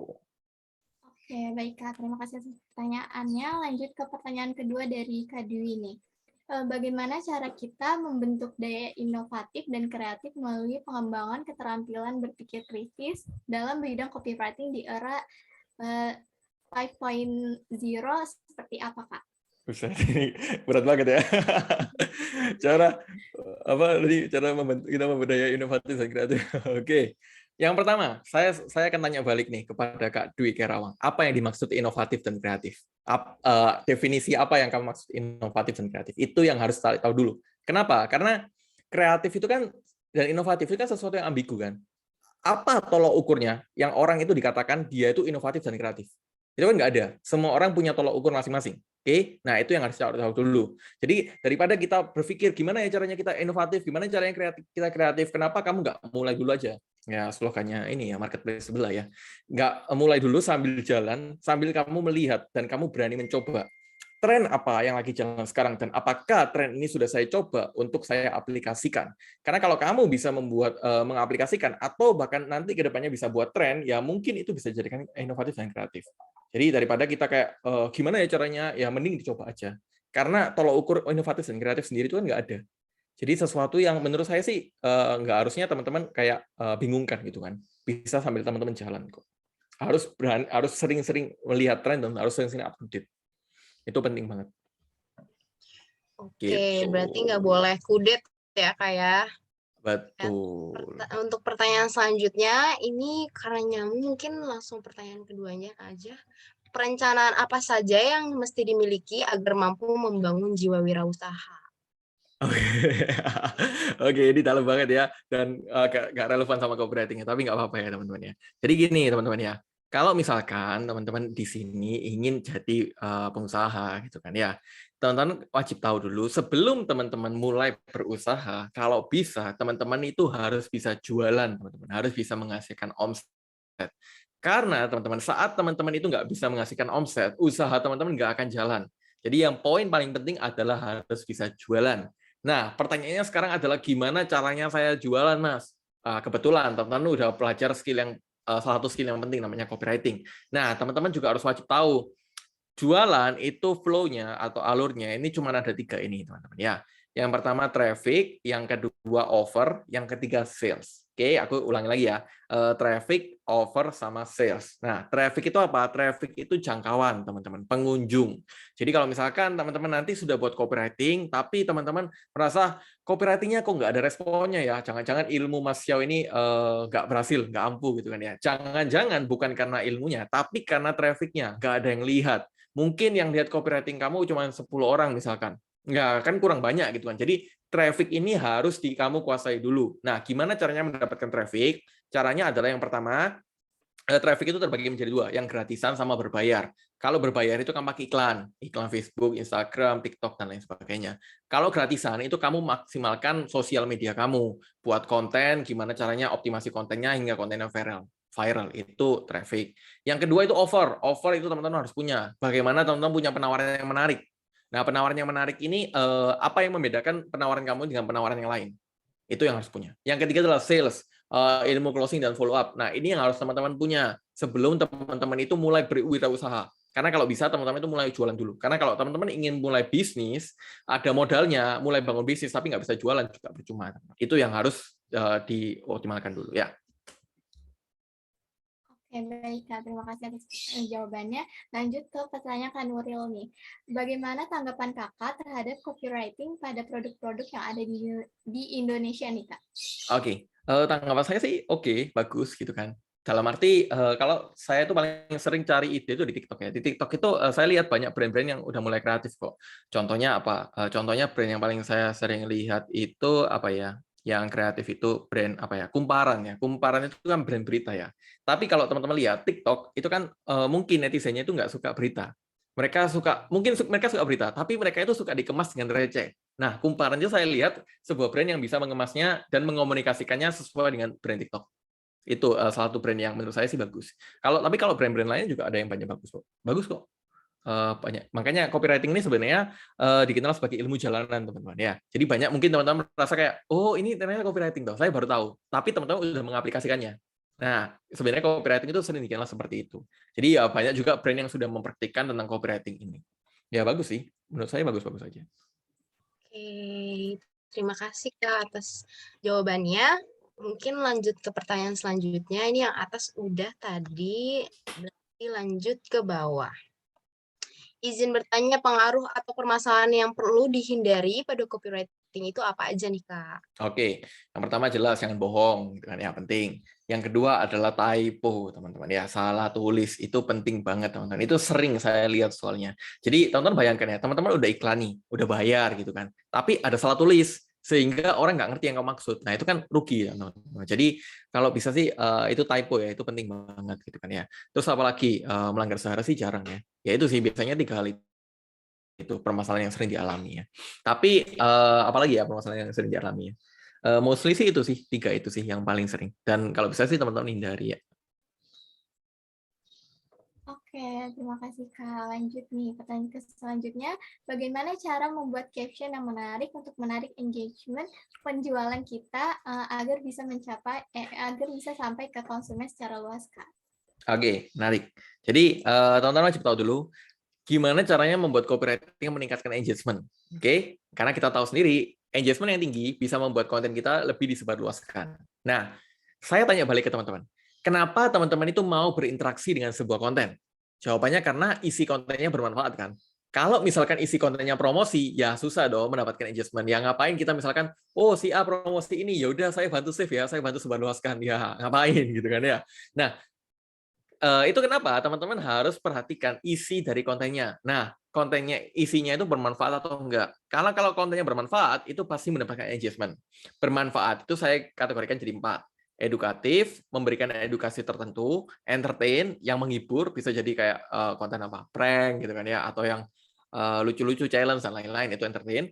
Terus inspiratif, yang menginspirasi, ya konten-konten yang menginspirasi. Terus yang keempat, informatif. Jadi kalau misalkan nggak ada keempat kategori ini, ya wajar aja kalau misalkan konten kita engagement-nya rendah. Jadi dalam membuat engagement yang tinggi, itu dikembalikan ke isinya, teman-teman. Isi kontennya. Apakah isinya udah bermanfaat nggak? Karena kalau isinya bermanfaat, orang juga mau engage kok. Gitu. Oke, berarti isinya harus bermanfaat juga ya, Kak, nggak hanya promosi aja. Oke, selanjutnya ada pertanyaan lagi nih. Apakah ada contoh copywriting yang terkenal dan Kakak ingin tanggapi atau kritisi? Oke, contoh sih ada ya. Apa mau saya bagikan di sini lah? Boleh Sebenarnya mungkin. banyak ya contoh ya. Itu teman-teman kalau saya sih paling sering lihat itu. Teman-teman lihat aja brandnya. Aduh, saya males ya ngomongin brand itu. Saya promosi gratis. Apa ya? Scarlett. Itu teman-teman lihat TikToknya. Itu menurut saya sih kreatif dan jenius gitu kan ya, dalam dia membuat copywriting ya, atau script ya, atau konten. Itu teman-teman lihat aja di TikTok. Banyak kok. Oke, nah lanjut nih Kak dari Kak Dwi. Kak, saat ini tantangan dalam melakukan copywriting apa ya Kak? Oke, tantangannya adalah yang pertama, gimana caranya teman-teman mengikuti tren. Itu yang cukup menantang sih, karena kita tahu sendiri teman-teman, untuk membuat copywriting yang viral gitu kan. Salah satunya caranya adalah kita mengikuti tren. Nah, itu memang membutuhkan kreativitas sih, dan membutuhkan riset ya. Dan kita tahu apa yang lagi tren dan apakah tren ini bisa kita aplikasikan ya. Yang kedua, tantangannya adalah teman-teman harus paham betul tentang industri tersebut. Jadi kalau misalkan nanti teman-teman ingin mencoba nih jadi copywriter dan teman-teman sama sekali nggak paham tentang industrinya, itu challenge-nya teman-teman. Itu tantangannya. Gimana caranya kamu memahami tentang industri tersebut, apa yang jadi penting, apa yang harus dikomunikasikan. Nah, itu memang challenge-nya teman-teman. Terus yang ketiga itu merangkai katanya. Itu juga challenge teman-teman ya. Jadi bukan asal nulis. Kalau teman-teman lihat tadi kan ya semacam kayak udah template ya yang udah disediakan ya. Tapi itu nggak membuat kita itu kalau bisa sih nggak hanya terpaku sama template seperti itu. Teman-teman bisa kreasikan aja. Nah, itu juga challenge teman-teman, merangkai kata-katanya. Jadi ya banyak sih challenge-nya. Makanya nulis copywriting ini memang agak menantang, tapi bukan berarti nggak bisa dipelajari dan teman-teman nggak bisa coba. Nggak masalah kok. Ya itu tantangannya. Oke, keren banget nih. Mungkin karena waktunya udah mau habis, jadi ini pertanyaan terakhir kali ya, Kak. Oke, Ya. pada umumnya dalam copywriting berapa lama waktu dibutuhkan untuk belajar untuk bagian dasarnya? Oke, yang pertama adalah nggak ada teman-teman ya, karena proses belajar orang itu kan beda-beda ya, nggak ada tolok ukur yang pasti kan. Itu yang pertama. Yang kedua adalah waktu yang belajar dasar itu seperti apa? Nah, ini kan yang ambigu ya. Apa yang dimaksud dasar sama kamu? Nah, itu yang harus dicari tahu. Tapi kalau misalkan 3 hal pentingnya, ya tadi udah aku sebutin. Target pasarnya, informasi yang ingin disampaikan, sama medianya. Nah, belajar dasar yang dimaksud ini apa? Ini yang harus dicari dulu. Karena kalau misalkan mempelajari tentang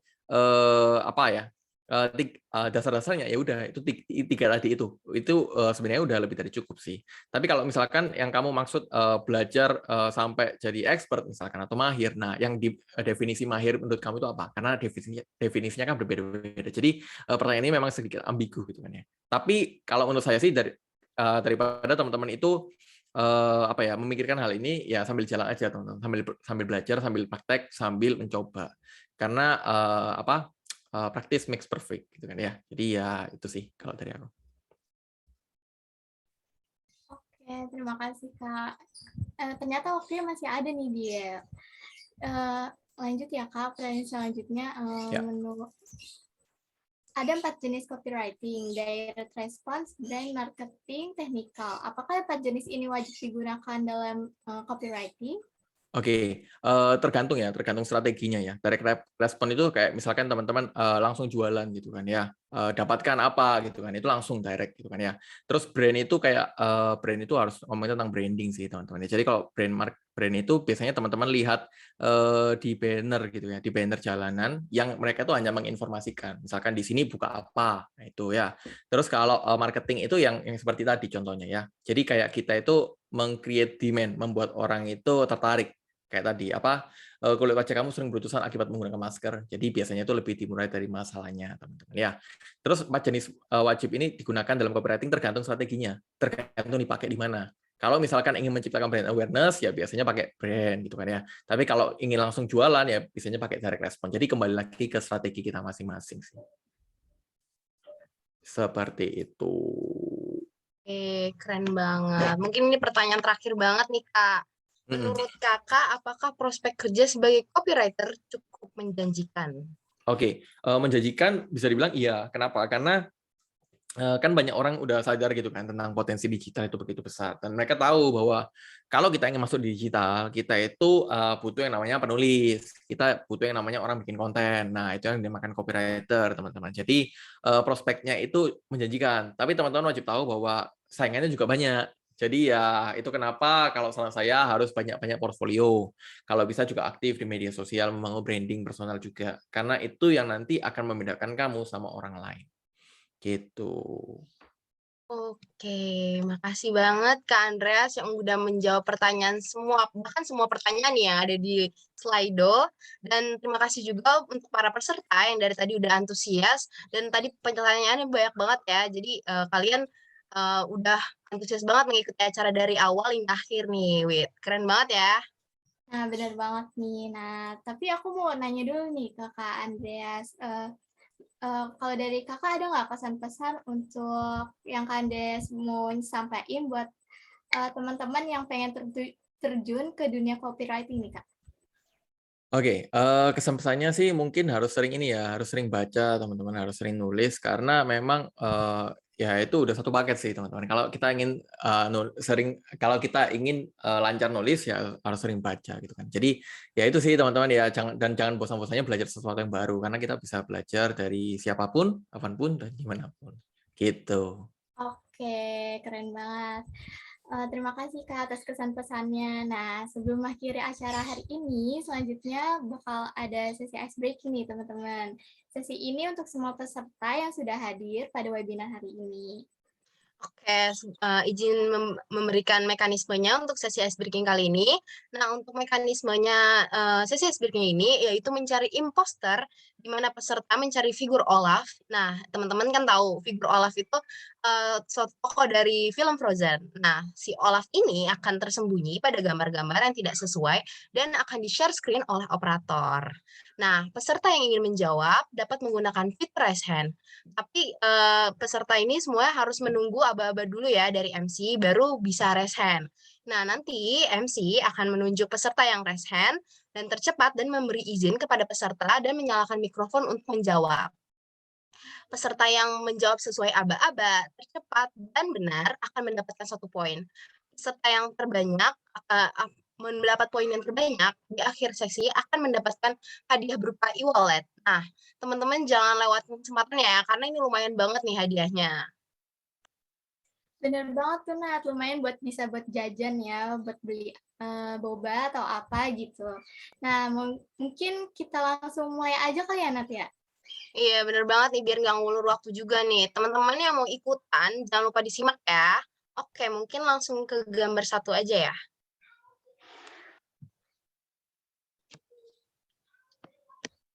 Nah, ini nih gambar. Tunggu dulu. Ulang Andrai.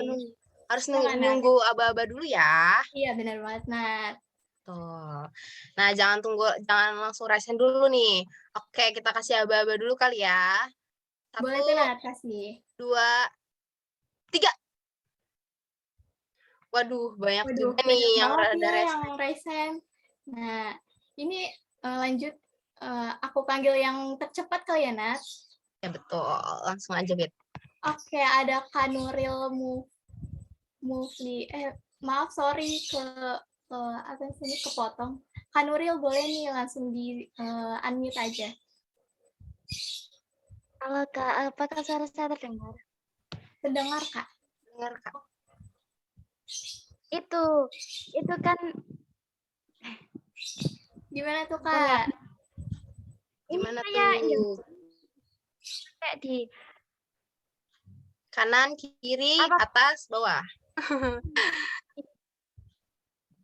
apakah terlihat Kak itu? Saya tadi itu pakai oke, pen. oke. Bener nggak tuh Oh, Nat? bener nggak ya? Mungkin kita kunci jawabannya dulu dan kita langsung ke slide selanjutnya. Bener atau enggak nih jawabannya? Oke, bener Oke, banget. Selamat dapat 1 poin dari untuk Anuril. Oke, lanjut ke gambar 2 ya.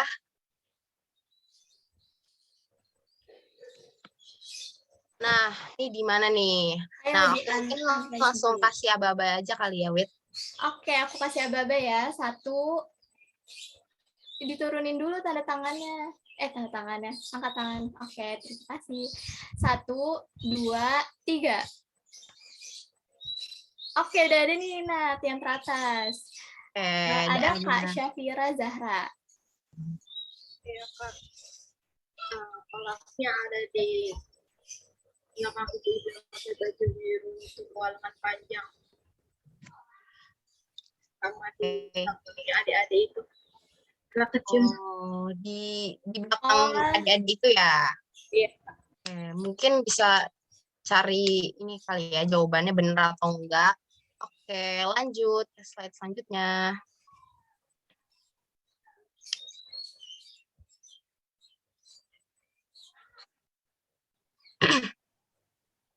Oke, Oke, benar. benar. 1 poin untuk Kak Syafira. Oke. Oke, lanjut ke gambar ketiga kali ya. Oh, wah susah banget nih, Wit. Aku nggak ngeliat nih di mana nih Olafnya nih. Kayak nyaru nggak sih warnanya? Nah, betul. Oke, jangan raise hand dulu ya, harus nunggu aba-aba dulu. Nih, Langsung bagi teman-teman yang lihat Olafnya ada di mana bisa langsung raise hand. Oke, aku kasih aba-aba ya. Tadi dulu, jangan turunin dulu. Ini semangat Udah, banget ya antusias banget kayaknya ya. ya. Oh, betul. Oke. Lanjut. 1, 2. Aduh, Kak Lulu. Tadi dulu. Belum. Belum. Turunin dulu yuk, turunin. Ayo Kak Lulu, Kak Sri Puji turunin dulu. Kalau lu bisa diturunin dulu kali ya resennya. Oke, mungkin kalau lu nya lagi AFK. Nah, udah baru. Udah. Oke. Belum. Belum. Oke, 1, 2, 3. Oke. Nah, udah ada nih teratas minat.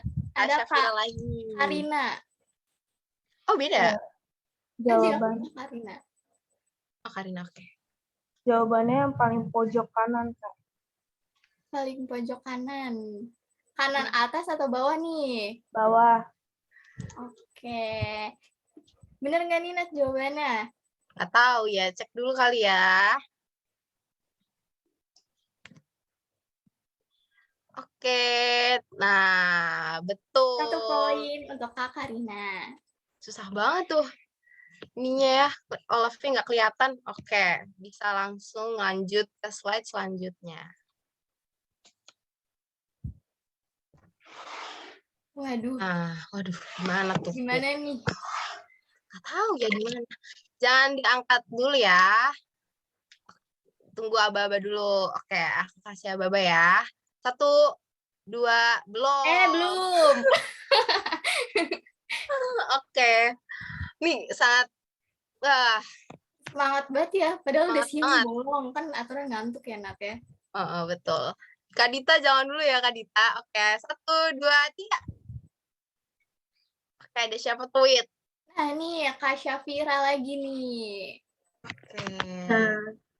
Iya Kak, itu yang ada di belakangnya, yang pakai kupluk hijau sama baju hijau. Belakang kupluk hijau yang bener nggak nih Nat? Nggak tahu ya.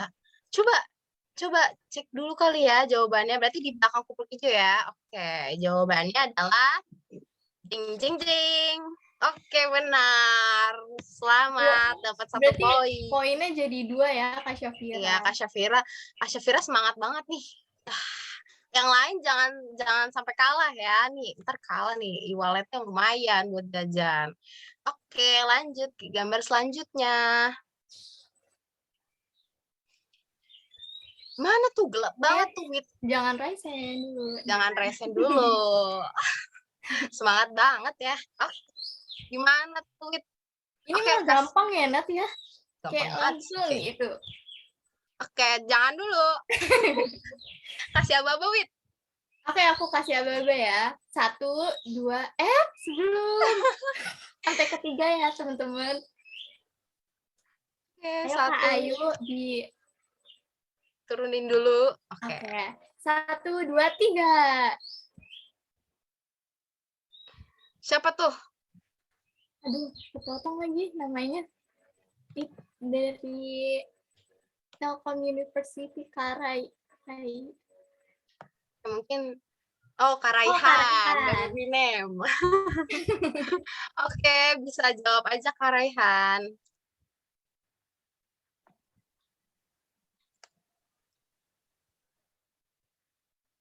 Gimana Karaihan? Langsung on mic dong. Kan ini apa? Rules-nya harus on mic. Di belakang baju putih Kak, yang sebelah kiri. Banyak nih. Oh, sebelah kiri. Sebelah kiri. Bener nggak tuh, Nat? Tahu ya. Oke, kita cek dulu kali ya jawabannya. Oke, benar. Nah, dapat 1 poin. Karaihan. Nah, betul. Oke, lanjut. Waduh, susah banget, Wit. Gimana ya Allah, putih banget nggak sih, Nat? Putih semua. Oke, jangan raise hand dulu. Jangan raise hand dulu. Belum dikasih aba-aba. Oke, kita kasih aba-aba ya. Turunin Ya, dulu dong. Turunin dulu. Nah, Oke. Langsung, Nat. Kasih aba-aba. 1, 2, belum. Jangan dulu. Semangat banget. Itu keren banget, teman-teman. 1, 2, 3. Udah ada nih. Udah ada nih. Dari Kak Amadea. Klarinda. Oke, bisa langsung on mic aja, Kak. Di sebelah kiri. Paling sebelah kiri. Sebelah kiri mana nih? Paling pojok? Tengah. Enggak, di tengah-tengah. Di tengah-tengah. Bukan maksudnya pojok, di sebelah kiri, paling kiri. Tapi itu posisinya tengah, bukan di atas, bukan di bawah gitu. Oke. Di dekat orang yang paling kiri itu deh. Pokoknya yang ada dekat. merah-merah ya itu. Oke. Kita cek jawabannya ya. Benar atau enggak? Jeng, jeng, jeng. Benar gak nih? Belum move nih ke slide selanjutnya. Oke, benar. Benar ternyata. 1 poin untuk Amadea. Oke, lanjut gambar selanjutnya nih. Nah. Ya, rame banget tuh orangnya tuh. Gimana tuh? Waduh, jangan resen dulu ya, teman-teman. Ingat, sesuai peraturan. Oke. Kak Karina boleh terima kasih. Kasih aba-aba, Wit. Oke, aku langsung kasih ke aba-aba aja kali ya. 1, 2, 3. Ada siapa tuh? Ada Kak Jeffrey Yolanda nih. Oke, Kak Jeffrey bisa on mic aja. Di mana tuh? Di bagian kiri bawah, Kak. Kiri bawah. Mana tuh kiri bawahnya tuh? Ya, di sela-sela kaki orang. Sela-sela kaki orang. Orang yang di tengah, paling pinggir, atau yang paling dimana? kiri pinggir itu. Oh, paling kiri. Oke, kita cek dulu kali. Nggak tahu ya. Oke, kita cek aja jawabannya. Benar. 1 poin untuk Kak Jeffrey. Oke, masih ada pertanyaan lagi kah? Atau wah, udah habis kayaknya ya? Atau masih ada? Kayaknya udah habis nih, Wit. Ternyata, berarti udah habis. Oh iya, udah habis nih. Oke, aku bacain kali ya tadi yang dapat poin, Nat. Oke, yang dapat poin ada Kak Nuril 1 poin, Kak Syafira Zahra 2 poin, Kak Karina 1 poin, Kak Raihan 1 poin, Kak Nadia 1 poin, dan Kak Jeffrey 1 poin nih. Wah, udah kelihatan nih pemenangnya Kelihatan banget siapa. nih siapa ya. Pemenangnya jatuh pada Kak Syafira Zahra untuk 2 poin. Selamat untuk Kak Syafira Zahra, pemenang sesi ice breaking hari ini. Jangan lupa ya untuk menghubungi panitia untuk klaim hadiahnya. Lumayan banget ya, Wit ya. Bener banget. Oke. Oke, mungkin karena udah umumin pemenangnya, mungkin kita lanjut aja. Untuk acara selanjutnya, yaitu dilanjutkan dengan penyerahan sertifikat yang akan diambil alih oleh Project Officer, yaitu Ananta Zahrani. Kepada Ananta Zahrani, kami persilakan. Oke, boleh di-share screen. Ya. Jadi ini ada penyerahan sertifikat secara simbolis ya Kak, karena Kakak sudah bersedia menjadi pembicara di acara ini. Kami ucapkan terima kasih banyak ya Kak ya. Oke, boleh nih untuk dokumentasinya. Oke. Saya hitung ya. 1, 2, 3. Oke, sudah. Oke, terima kasih banyak Kak atas waktunya yang udah disempatkan dan juga materinya sangat bermanfaat ya Kak ya. Semoga dapat menjadi berkah buat Kakak juga. Terima kasih banyak Kak. Thank you.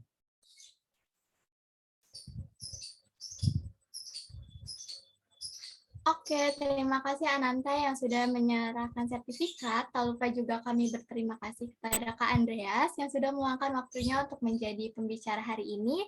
Semoga materi yang disampaikan dapat menambah wawasan kita tentang bagaimana expert di bidang copywriting. Lalu, izin mengingatkan buat teman-teman jangan lupa untuk mengisi link absensi terlebih dahulu nih, untuk nantinya mendapatkan e-sertifikat nih teman-teman. Oke, nah nggak kerasa ya, ternyata kita udah di penghujung acara. Nah, untuk sebelum mengakhiri acara webinar hari ini, alangkah baiknya ditutup dengan pembacaan doa sesuai agama dan kepercayaan masing-masing. Berdoa dimulai.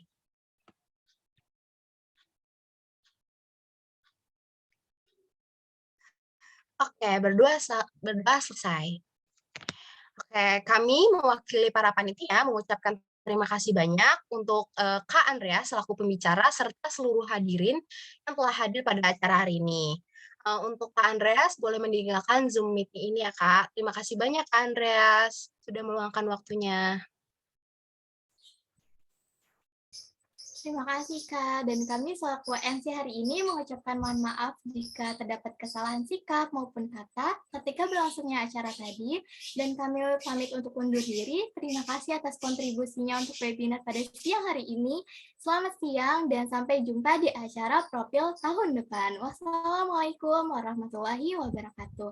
Untuk para hadirin boleh dipersilakan untuk meninggalkan Zoom ini apabila sudah mengisi link absensi.